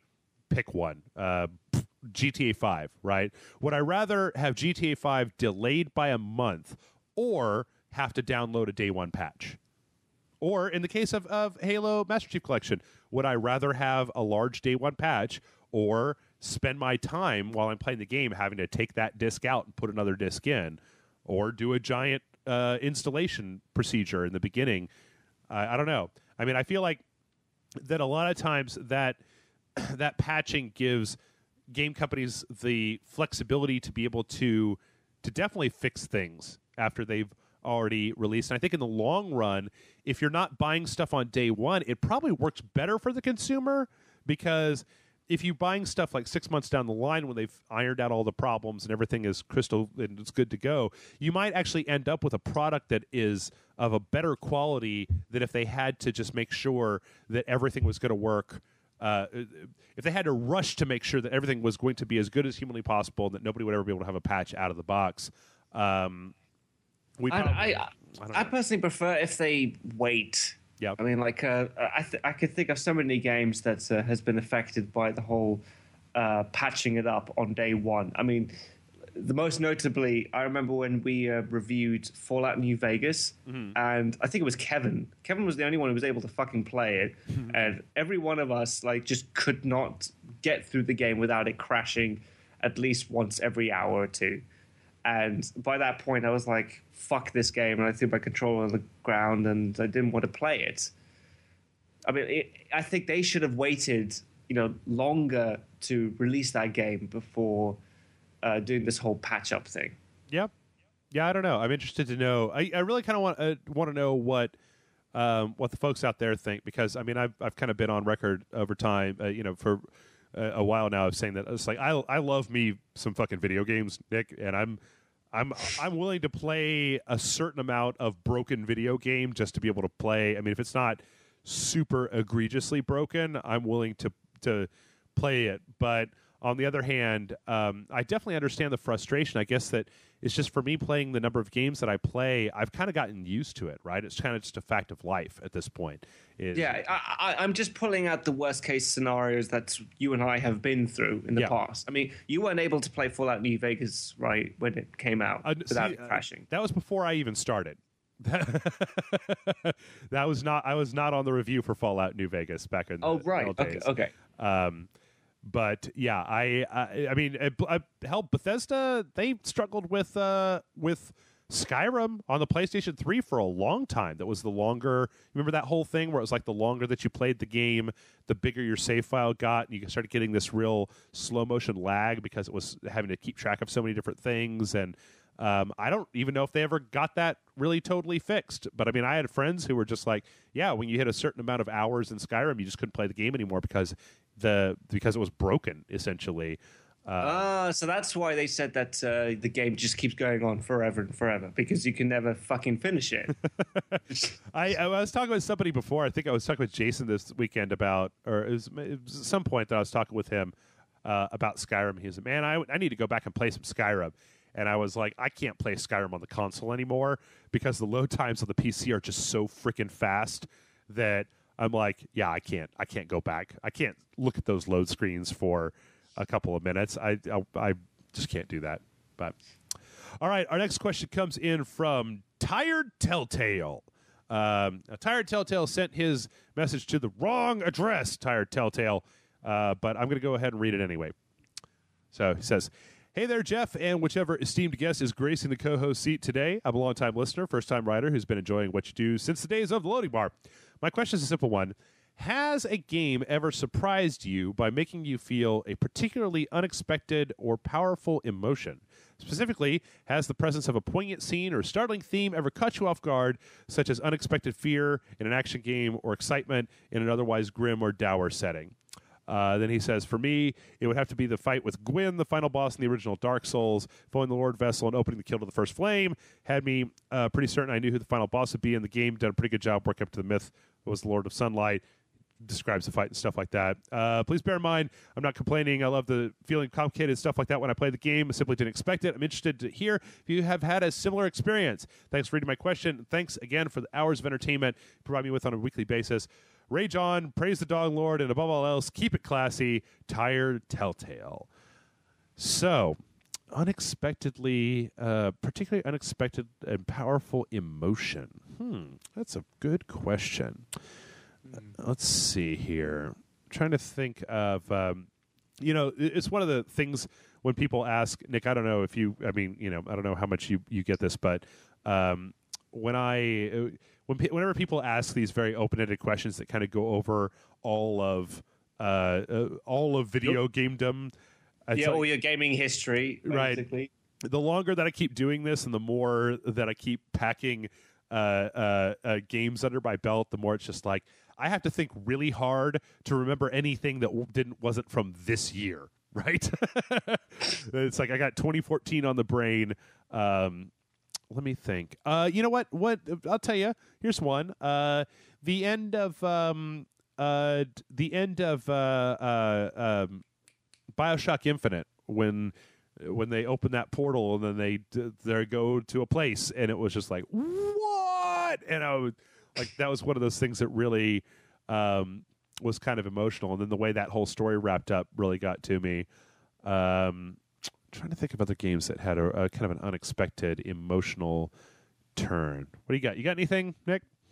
Yeah, I got two. They're both involving Mass Effect. Like Mass Effect 2, during the suicide mission, that was the first time I ever felt tense. Because any game I played before, when I'm playing like the final battle thing, I'm just along for the ride. I'm enjoying it, but I generally know that everything's going to be all right or something. Mm-hmm. But with Mass Effect 2, I was really tense because I didn't want any of my main characters to die, and I knew that was a possibility. And I was just like trying to think like, have I done everything right? Did I collect enough iridium? Did I patch up my ship and talk to all the characters I needed to? So that was the only time I ever felt tense during a last mission scene. And then in Mass Effect 3, because I love these games so much that I every once a year I'll play through all of them, including all the DLC. And I think I was playing through Mass Effect 3 again recently. Mm-hmm. And once you get to Earth, I just feel like shit because I'm like, oh no, the adventure's coming to a close because I really enjoy the ride. I just wish that game would keep going and going because I enjoy it so much. Mm-hmm. So I just, like, as soon as I finished playing Mass Effect 3, I finished the entire game.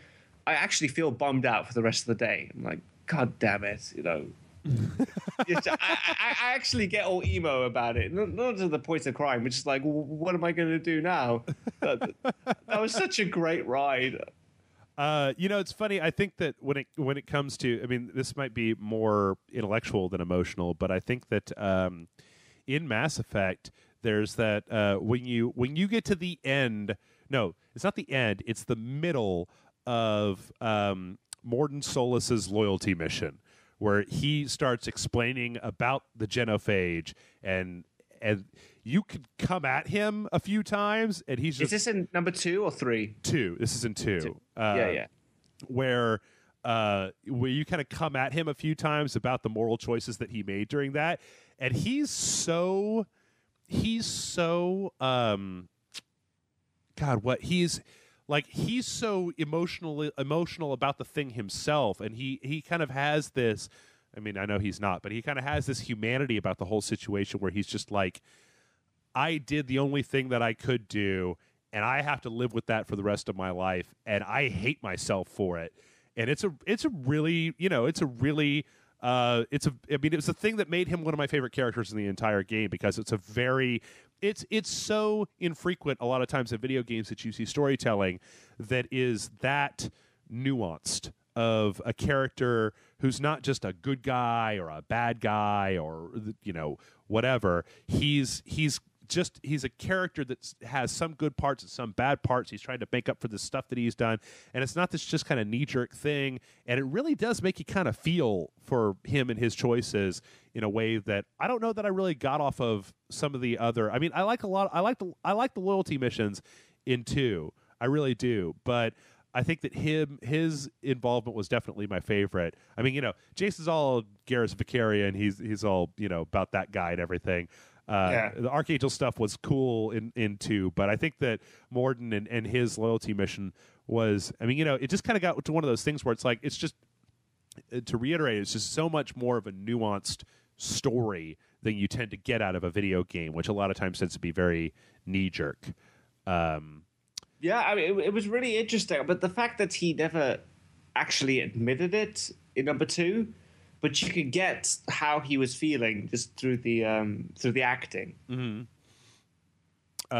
Let's see. I think I was thinking of one other one. Oh, you know what? As far as emotional things go, his example of Gwyn in Dark Souls is a good one. But there's a part in Dark Souls that just it was gut. It was as gut wrenching. It was in the Artorias of the Abyss DLC. You find the Great Grey Wolf Sif when it is a puppy, and you save them from this monsters, and it changes this cutscene later on in the game in a way that I was just like because this is this giant ass wolf that you have to fight. And originally in the game, he just comes out, he grabs this giant sword, and you fight him. But then when the DLC comes out, it's like you go back in time and you meet this wolf and you save him or her or whatever. I think it's a he. Can't remember though. It might be a she. Back in time, right? And then when you go forward, they tack this little bit onto the beginning of the fight with Sif, where Sif comes down and like jumps and pins you on the ground and sniffs you and recognizes you, and then gives out this really long soulful howl, and then just real slowly goes back and picks up the same sword, like with this resignation, like, oh shit, I know who you are, but like we're still gonna fight and you're still gonna kill me. Yeah, that was a gross one. Maybe. Oh, I've got another one. Okay. Guilt from Shadow of the Colossus. Yes. Every time I killed a monster in that, like during the battle scene, I'm like all excited and loving every second of it. But every time I killed one of those colossi, I always felt guilty afterwards. Yeah, well, especially, I mean, and then especially at the end of that game. I don't know that, I mean, I knew that there was something going on, but then at the end of the game when they really kind of, when you really know, when they really kind of show you, like, this is what you've been doing, and it's just like, oh, god damn, man, god damn it, come on.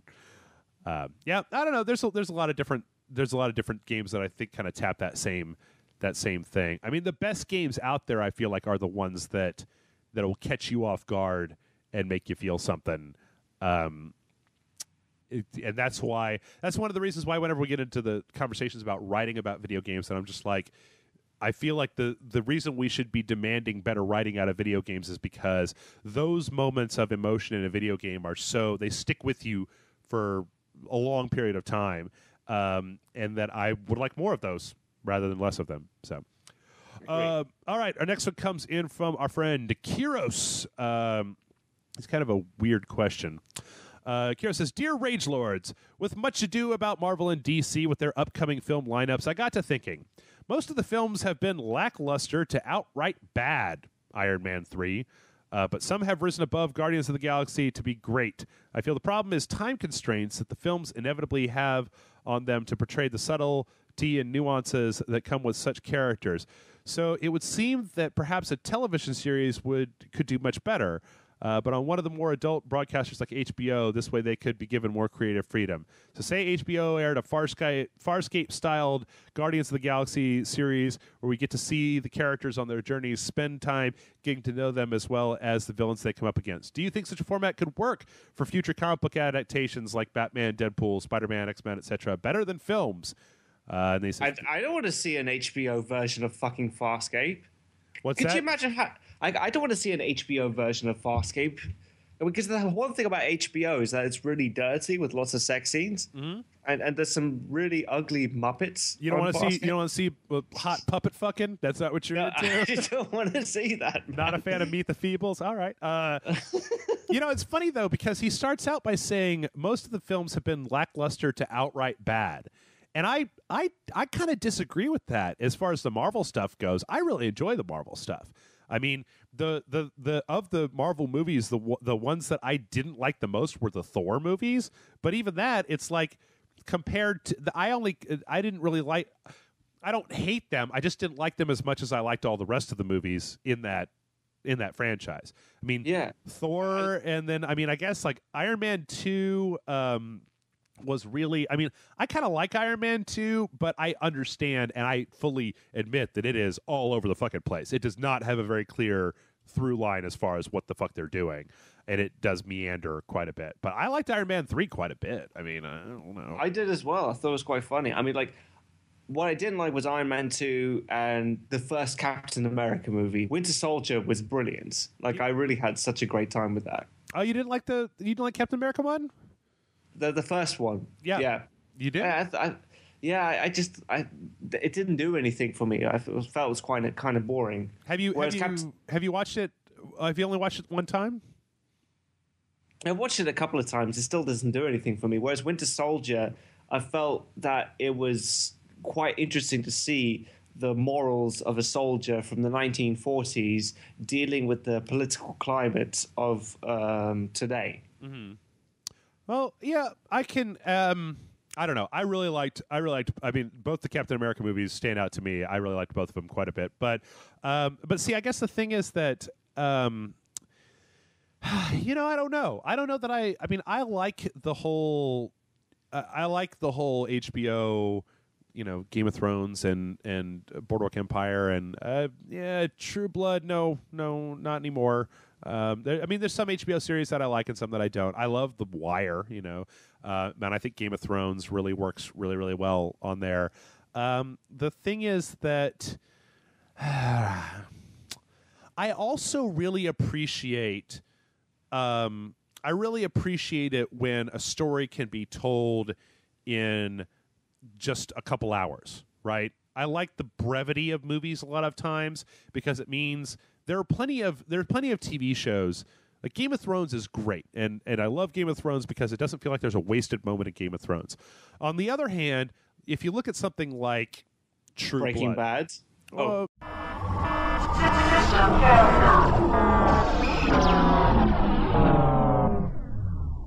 Sorry about that. I don't know what happened, but apparently the computer doesn't like me slagging off Breaking Bad in any way, shape, or form. It started right before that. It's like you just said the magic words "Breaking Bad" and then it stopped recording. But but no, what I was saying before is that I think that there's an intrinsic value to telling a story in the digestible 2-hour format, right? Like I mean, the best TV shows that are on TV are great, and there's no. Like I said, Game of Thrones, every moment of Game of Thrones I'm really into. But then if you look at something like True Blood, right, where you've got this person and that person and this side thing and this side thing that I don't give a shit about, right? We're going to spend 4 seasons talking about this one character that I could really care less about. Arlene. Sorry, True Blood, but yeah, and I think that you run the risk a lot of times when you have those sorts of shows of ending up with characters that the show can't let go of, or side plots that you don't really care about. I mean, I'll be honest with you. I love Breaking Bad, right? I could care less about Jesse Pinkman's relationship with Brock, right?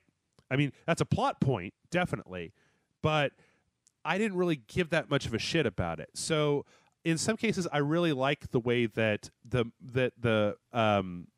Marvel movies are able to start with a stereotype for the character and then work in a little bit of character development, but not have to spend a huge amount of time on it. I don't know. I mean, I guess what I'm saying is that I don't know if I'd like to see any of the current. I mean, I think there's room for something like, they were talking about working on like a Daredevil or a Luke Cage like series for Netflix or something like that. I think that'd be great in addition to the movies, but I like the Marvel movies and I don't have any problems with them. Like, I mean, Kiros here seems to dislike quite a few of them apparently, but I think they're fine personally. But do you watch the Agents of S.H.I.E.L.D. TV show? I watched 4 episodes of it and then went, go fuck yourself. I'm not going to watch this for a whole season.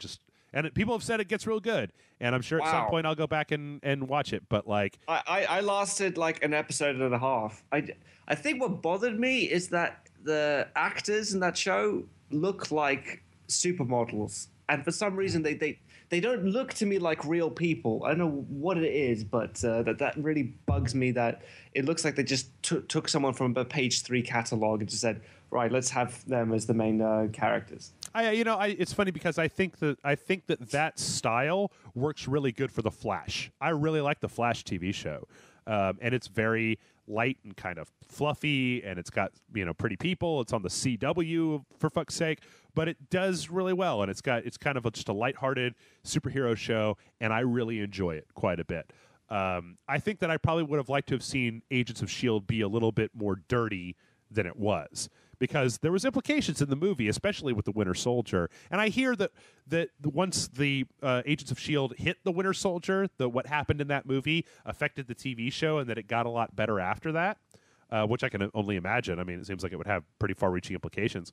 But in even like the Avengers movie, S.H.I.E.L.D. seemed to have some teeth, right? I mean, like they were getting ready to bomb New York in the Avengers. Spoiler for the Avengers, you guys, but. But, in Winter Soldier, Samuel L. Jackson implies that, Nick Fury and S.H.I.E.L.D., that they're up to some shit, right? I mean, even the Avengers, where they're developing the weapons and stuff like that. And once again, spoilers for the Avengers, you guys. But the TV show just seemed so sanitized. I don't know. I couldn't get my hooks into any of the characters in the show. And so I kind of fell off. And like a lot of people that I know have said that it gets really good. But I'm getting really tired of TV shows that take a whole season to find their footing. I don't know what it is, but I think in Agents of S.H.I.E.L.D., what really bugged me was the first few seconds where they have this hacker who looks like a supermodel. Yeah. I just couldn't. It was like, did you ever watch The World Is Not Enough, that James Bond movie? They have fucking Denise Richards playing like a rocket scientist or something. Yeah. Yeah, Hot I was science. like, yeah, right, mate. There's no way you could be a rocket scientist. Yeah, I don't know. I personally think that things are fine the way they are. I think that having those I think the properties that they've got working as movies seem to work fine as movies. I think if they wanted to take some of the other Marvel properties and maybe spin them off into grittier on the street TV shows, I think that's a great thing. But I thought Guardians of the Galaxy was one of my favorite movies, and I saw just enough of that movie that it was great. It left me wanting more, and I guess the thing that I'm trying to say here, Nick, is that when you try to convert a thing from a 2-hour movie to a 12 episode, 1 hour a week, a 12-hour TV show, essentially, you run the risk of if you don't have a really exceptional writer, you run the risk of making the show less interesting because you have to pad out a bunch of weekly episodes of a TV show. So, I don't know. Could work. I mean, in a perfect world, yeah, it could be great. But I gotta have my worries about whether that would be the case. I just think with HBO, it's more kind of adult entertainment, whereas with superhero movies, I kind of like it to be lighthearted and kind of family friendly. You know what I mean? I mean, like, sure, with Batman, yeah, that is quite a dark story in and of itself. So I'm all for it being PG-13 rated or R-rated, with either Tim Burton or Christopher Nolan. But with the Avengers, that's just something I want to just relax and have fun with, kind of like with Back to the Future.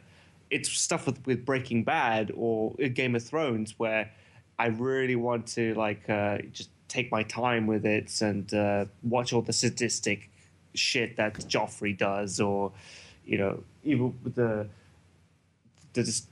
horrific sex scenes that go on in that show. I mean, yeah, actually, you make a really good point that if they were to put a Marvel property on HBO, they would probably spend 12 episodes going into the deep, dark backstory of the heavy moral burden of being a superhero. And fuck, am I tired of that shit. I'm so tired of it. I'm so tired of it. Especially with Superman. How many times did they tell that origin story? I can't go into it. Can't. You know the buttons. You know the buttons, Nick. I take that back. I loved Peter Quill and the way that he was in Guardians of the Galaxy, of just like, I don't know, fucking whatever. I'm just gonna do whatever. And I was like, great. That's great. You're not like. I even was sitting there wondering, like, well, why doesn't he go back to Earth? And then I was like, because he's got a spaceship. Who the fuck wants to go back to Earth when you're boning space ladies and you got a spaceship? Yeah, why did I even ask that question? Fuck it. All right, next question. Let's see. This one comes in from Juan. Juan says, Oi, fans since the old Spur days. I don't know what that means. Love what you do. Patreon subscriber. Thank you, Juan. My question is, which culture or mythology do you think doesn't get enough love? For me, it's Mesoamerican gods, Mexica, Aztec, Olmec, Maya, etc. Being Mexican, I have a soft spot for this old lore and often write about it. It saddens me to see it take a backseat to Greek, Egyptian, Japanese, Norse mythology, etc. I love those too. I just think it's a bit unfair to sidetrack a rich mythology because the names of characters, creatures, and places are hard to pronounce. Sincerely, Juan. Sorry. So what do you think, Nick? You got a particular type of mythology that you think just doesn't get enough attention these days? No. I mean, all the mythology that I know about that is kind of Western mythology, with Greeks, the Romans, Celtic, Norse mythology. I don't know anything about Indian mythology. I know that it's very vast, since India is one of the oldest civilizations that's ever existed, or China. Mm-hmm. But I can't miss what I don't know enough about. So I would be interested in seeing more of it. It's just that it's hard to kind of track down anything that would be accessible to a Western reader. Okay, that makes sense. I guess the question is like, I'm trying to think of mythologies that I've heard some I've kind of rubbed up against the edges of a few writers that use Australian mythology. What do you mean, like Aborigine mythology? Mm-hmm. I think that stuff is really interesting. I also really like I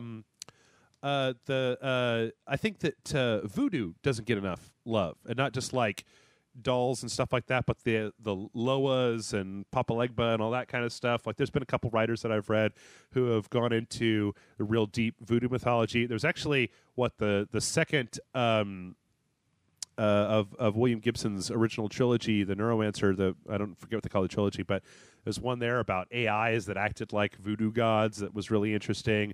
I think Alan Moore wrote the actual character Voodoo from Wildcats, wrote a kind of a voodoo story with her. I think that stuff's really interesting, and it should probably get a little bit more. I admit that I don't really know that much about Mesoamerican mythology, but I know that there was some of that. I don't know if it really came through a lot, but there seemed to be a lot of at least iconography that was kind of being pulled from that sort of stuff in the game Guacamelee, which I really, really enjoyed. There was kind of some Dia de los Muertos stuff going on there in the underworld. You got stuff like Grim Fandango, I guess, that kind of falls into that same category. But yeah, I mean, I think that relying on the fact that so much of our mythology, or so much of the stuff that we rely on, is what they're talking about: the Greek, Egyptian, Norse. I don't know how much Japanese stuff I really see. I mean, I know that I've read some stuff, like some Japanese, like demon tales, right, that are really interesting about very specific type of stuff. In fact, I was talking about one show about in Indonesia, they have a spirit, like a vampire spirit, where there's a movie that's got this crazy special effect where it's like a woman's head flying through the air, but it's got all the spine and guts hanging down off of it, and flies around and eats What your movie soul. is this? I want to see it. I don't know. I'll look it up for you. Somebody will say in the comments, but I'll look it up. But yeah, I think there's a lot of stuff that hasn't been tapped yet, and I think that's why a lot of times I get real pissed off when people are just like, there's no more good ideas out there, and you're just like, no, there's plenty of good ideas. You're just not fucking. I don't think, you know who I don't think gets enough love in fiction, Nick? The Baba Yaga. I think the Baba Yaga is a terrifying figure with a house with chicken feet, and she's from Russian mythology. She comes around and takes kids and shit like that. She rides around in a giant like pot or something like that. I don't know. What the hell are you talking about? It's a woman with chicken feet. No, her house has chicken feet. The Baba Yaga. She's an old lady, and I think it's Russian mythology. And she has a house, and the house basically has these giant chicken legs, and it walks around. And she comes around and she steals children. Yeah, she flies around in a mortar and wields a pestle. So she's got like a bowl that she sits in that she flies around, and she's got a giant pestle from that bowl that she uses. And she's in the forest. She's looking for people. There's a crazy amount of mythology out there if you just kind of know where to look. There was a story called... what was that called? It was a comic book. I can't remember the name of it, that I got on a recommendation of one of my friends, that actually tied this weird kind of comic book story with Hawaiian mysticism that was really, really interesting as well. So, I mean, yeah, there's plenty of interesting stuff out there that you kind of tend to rub up against from time to time. It's just that it's so easy to be like, yeah, orcs and,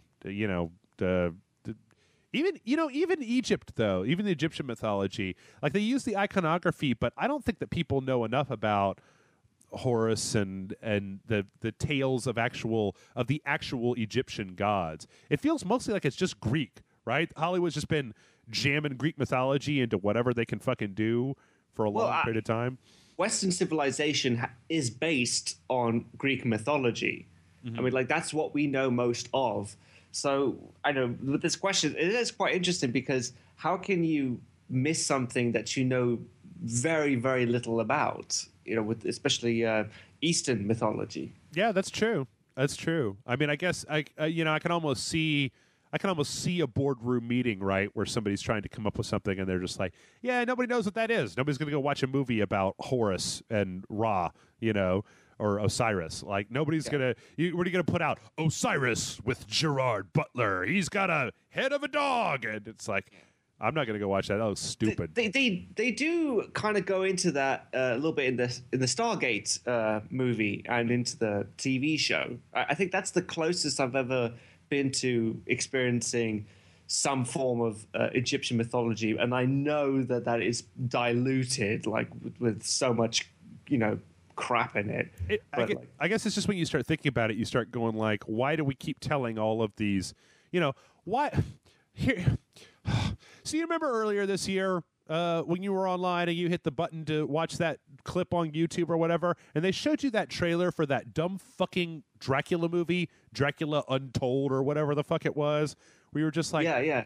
Oh my god damn, can we stop doing Dracula already?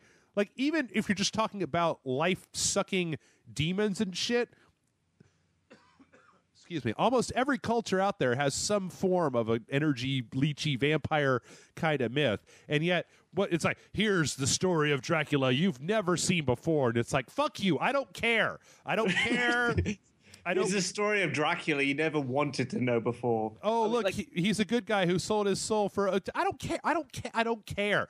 How many Dracula movies, stories, TV shows, songs, picture books, cartoons have there been over the years? I'm done with Dracula, especially when there's so many other things that we could be doing that are not Dracula. Like I'm telling you about Baba Yaga, the crazy Russian witch lady that has a house with chicken legs, and you're just like, what? And I'm like, yeah, that's crazy, right?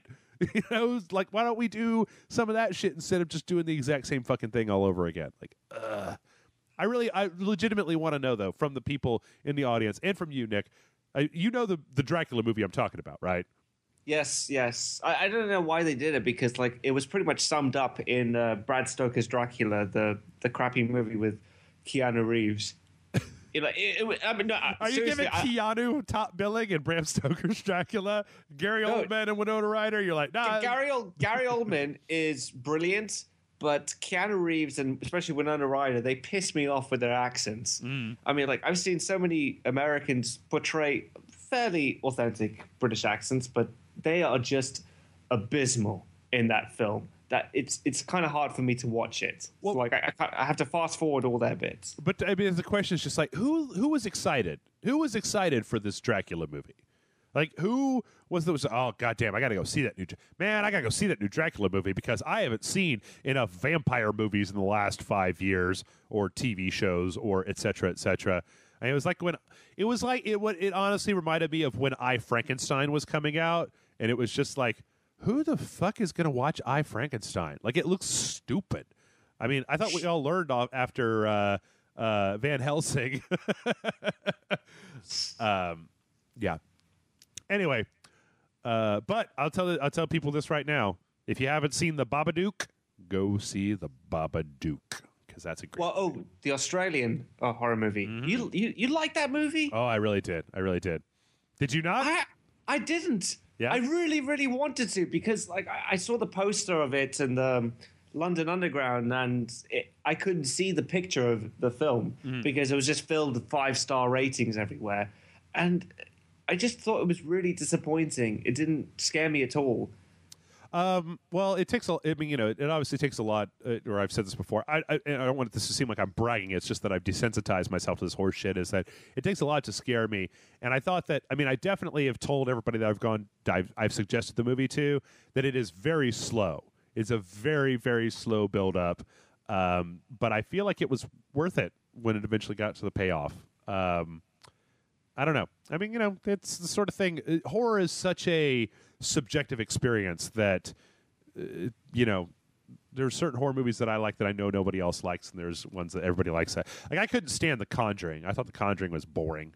And when it got to the end, I was just like, is that all? Is that it? Is that what I sat through all 2 hours of this horse shit for? Was that? Okay, well, fuck off. I thought it was fun, but I agree, it wasn't scary. For some reason, Insidious 1 freaked me out when I watched it for the first time. Of course, now I'm just immune to it. Like, it doesn't faze me one way or the other. But the first time I watched it, it did freak me out. I think the best one that I've seen. God, what was the name of that movie? I can never remember the name of it. Let's see. Yeah, that should pull it up. Actually, it's funny. This comes up. I need to watch it again. But it was the best Australian kind of horror movie that I've seen was called The Loved Ones. Have you seen that? No. Ooh, it's pretty intense. About this. Is it like a supernatural film or? No. It's kind of more of a thriller. Like there isn't anything supernatural in it, but it's about this. You know what? Just go watch it. But anyway, all right. We got a couple more questions here. All right, this next one comes in from Tony. Tony says, "Hey Jeff and Nick. By now, I'm sure you've seen the PS Vita ad with the sexy female doctor that was pulled by Sony. While I do understand the criticism it's received, I don't find the sexism quite as blatant as, say, Call of Duty Advanced Warfare commercial where a goat is mistaken for a random hot chick. I don't think I saw that commercial. My question is, where do we draw the line when it comes to using sexiness in advertising? Do you think the Vita ad would have avoided backlash if it had been a dude talking about quotey fingers masturbation, or do you think the bit was in poor taste altogether? Thanks for answering my questions. Keep on raging, Tony." Now, I'm going to assume, Nick, that you are not familiar with this particular ad. No, I'm not. Okay, I wasn't either. I had to go look it up before we started because I just missed this altogether. Basically, there's this woman, there's this like sexy doctor lady, and she's sitting there and she's just like, she just starts talking and she's like, are you worried that you're doing it too often? Are you doing it everywhere? I understand. It feels so good. You're doing it in your bed under the covers. You're doing it in the bathroom. You're doing it all the time. I know you're worried about it, but you shouldn't be because. And then she's talking about playing the Vita. Basically, she makes it sound like she's talking about whacking it right, but she's talking about playing the Vita, playing remote play on your Vita for your PlayStation 4. No, whacking it while playing the Vita is Yep. And Sony put this up on their channel, and they pulled it down the same day. And honestly, I missed this, and it was like, I don't know if there was a backlash against this. I've seen what happens when Sony doesn't know what to do with their advertising campaigns, and I'll be real honest with you. That's about the least offensive thing that the Sony marketing department has ever done when it comes to bad taste marketing campaigns. Sony has, for those of you who don't know, Sony has a real track record of boneheaded advertisements, specifically, and the greatest horrible advertisement of all time, if you haven't seen it, was the white PSP ads. Do you know what I'm talking about, Nick? No, what were they? Okay, so I think they were in Holland. All you have to do is go to you type in white. Okay, yeah, here we go. So Sony had the PSP, right? And they had the PSP. When the original PSP came out, it was black, and then they were putting out the white version of the Sony PSP. And they had this ad for that was basically this white woman with white hair dressed all in white, and she's holding this black woman dressed all in black by her face. Like she's got her hand, she's like grabbing this black woman underneath, like by her chin, right, in a very aggressive way. And it says, PlayStation Portable, white is coming. And it was just like, what the fuck? What the fuck did you guys do this? Like, it was really, really awful. It was a billboard. I believe it was either in Holland or somewhere. It was part of a whole campaign they had that was this white woman dressed in white and this black woman dressed in black kind of fighting each other, announcing that there was going to be this white PSP coming.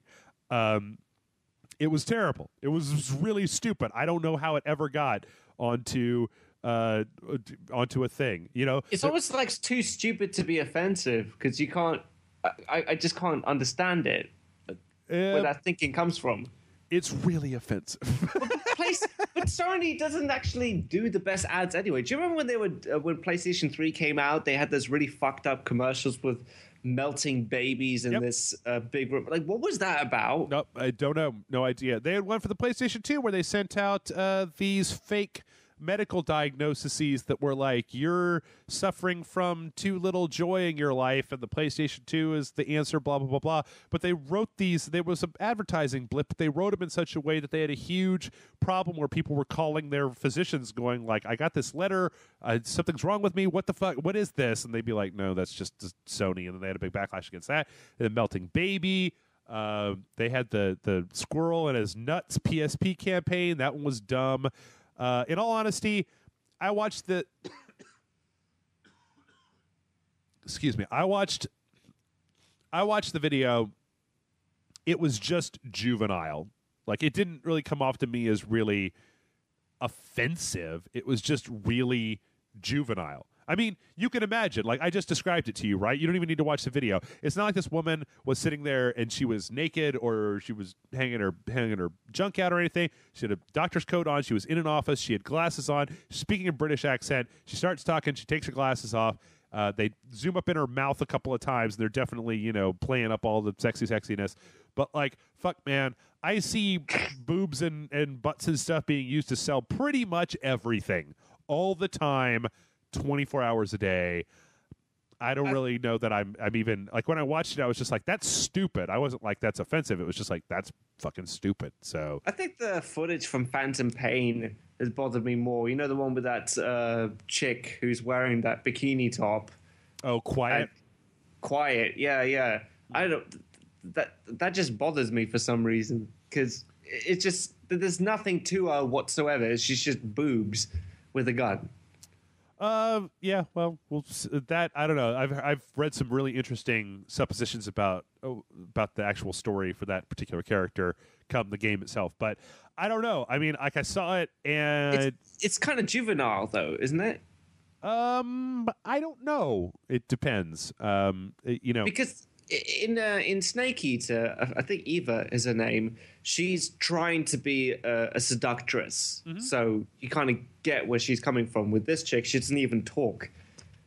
She's just meant to be a badass, but yet some reason she's just wearing a bra and that's it.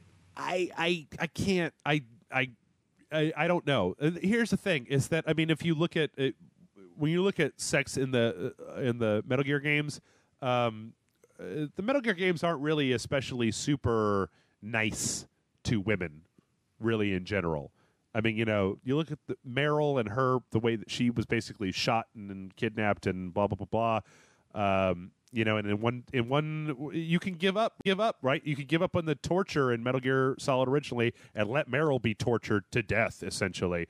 Metal Gear Solid 2, you had Fortune. Right. A Fortune, yeah. Right. Raiden's annoying wife. Right. Or girlfriend, whatever it was. Metal Gear Solid 3 between Eva and the boss's story. The boss doesn't exactly have a real upbeat storyline that turns out well in the end. And then you go to Metal Gear Solid 4, and you've got the entire B&B core, which kind of... those are just some horrifying stories all on themselves. But to me, this didn't really strike anything other than just pulpy exploitation garbage. The same way that if you saw an advertisement for a fucking digital camera, and the advertisement had a girl in a bikini on the beach snapping pictures of her friends or blah, blah, blah, blah. I don't know. Like I said, it was cheesy. It was in poor taste. It was stupid. But then again, Sony is pretty bad at advertising, so I don't know. All right. This next one comes in from Illegal Swede. Illegal Swede says, "Greetings, Jeff and Nick. Now, I don't want to embarrass you guys or anything.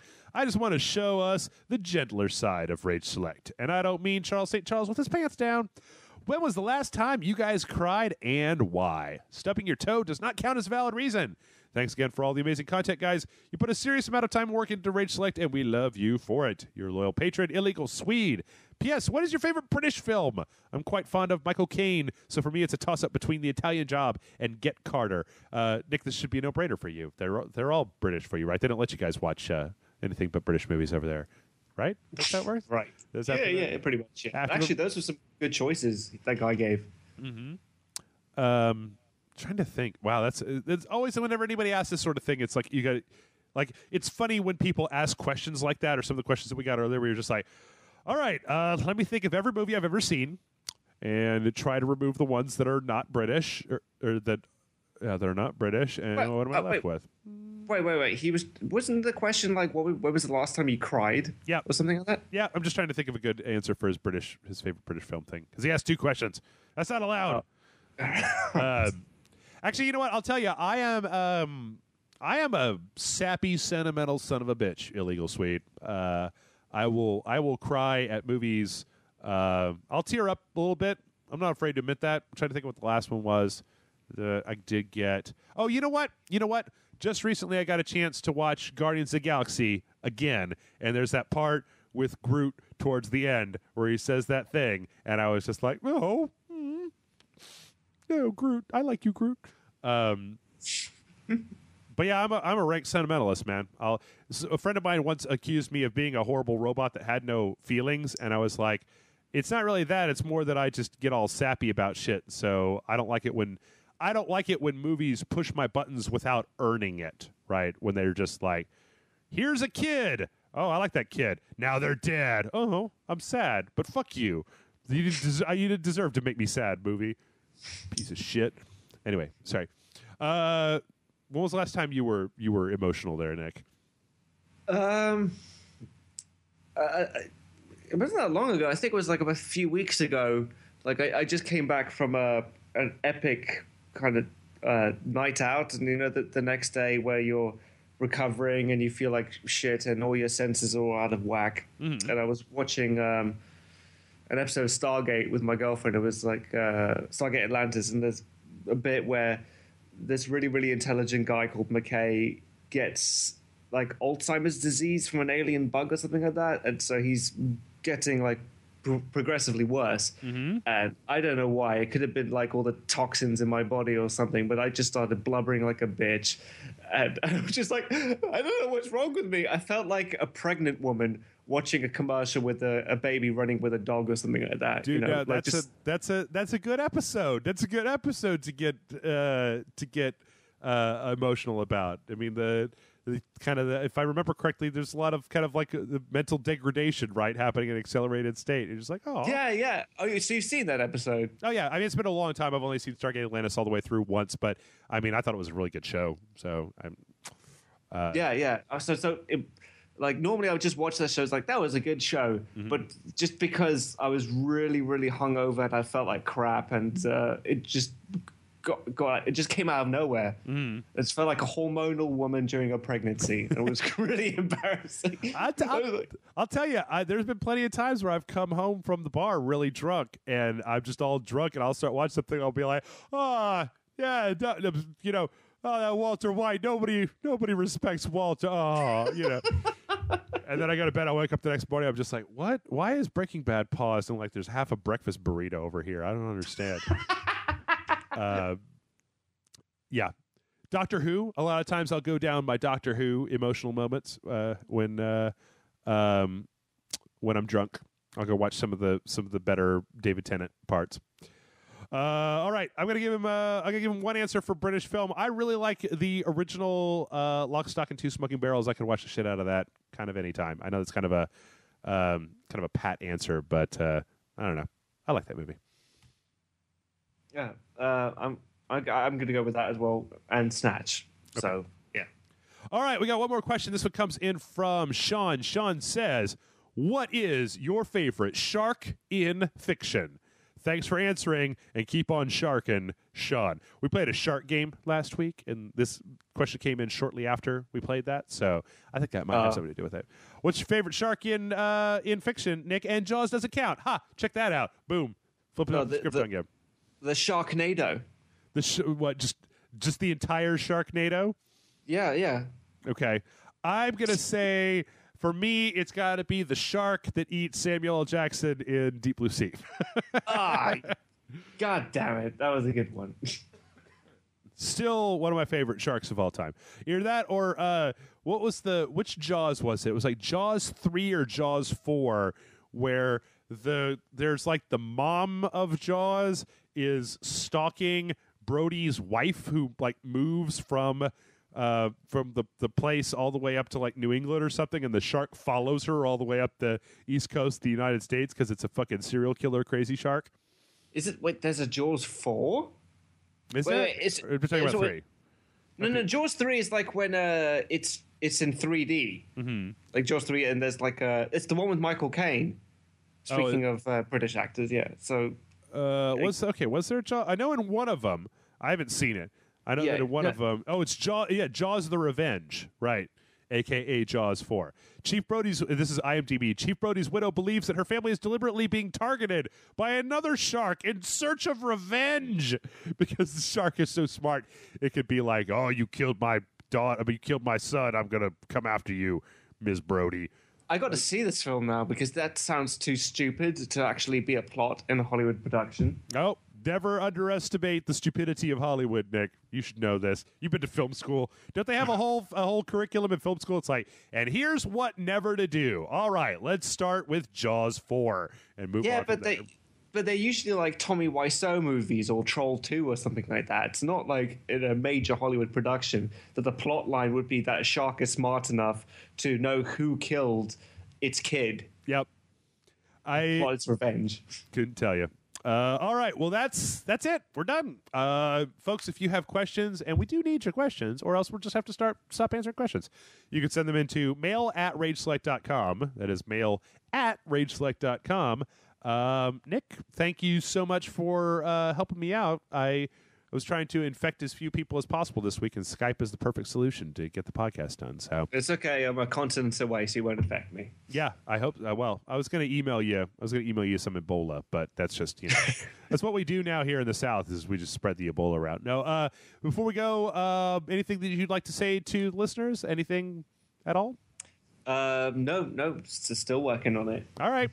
Well, thanks so much for listening, folks. Have a wonderful. Oh, you know what? This is going to come out on Sunday, so it'll already be passed. But God, if you guys are thinking about Cyber Mondaying, I guess no, that doesn't really work. I was going to say be safe on Cyber Monday, but you're going to be safe on Cyber Monday. I hope that not many of you perished in the onslaught of Black Friday. I hope that all of you are fine and that nobody got injured because Black Friday is bullshit anyway. So we'll catch you next week with another episode of the Rage Select Podcast.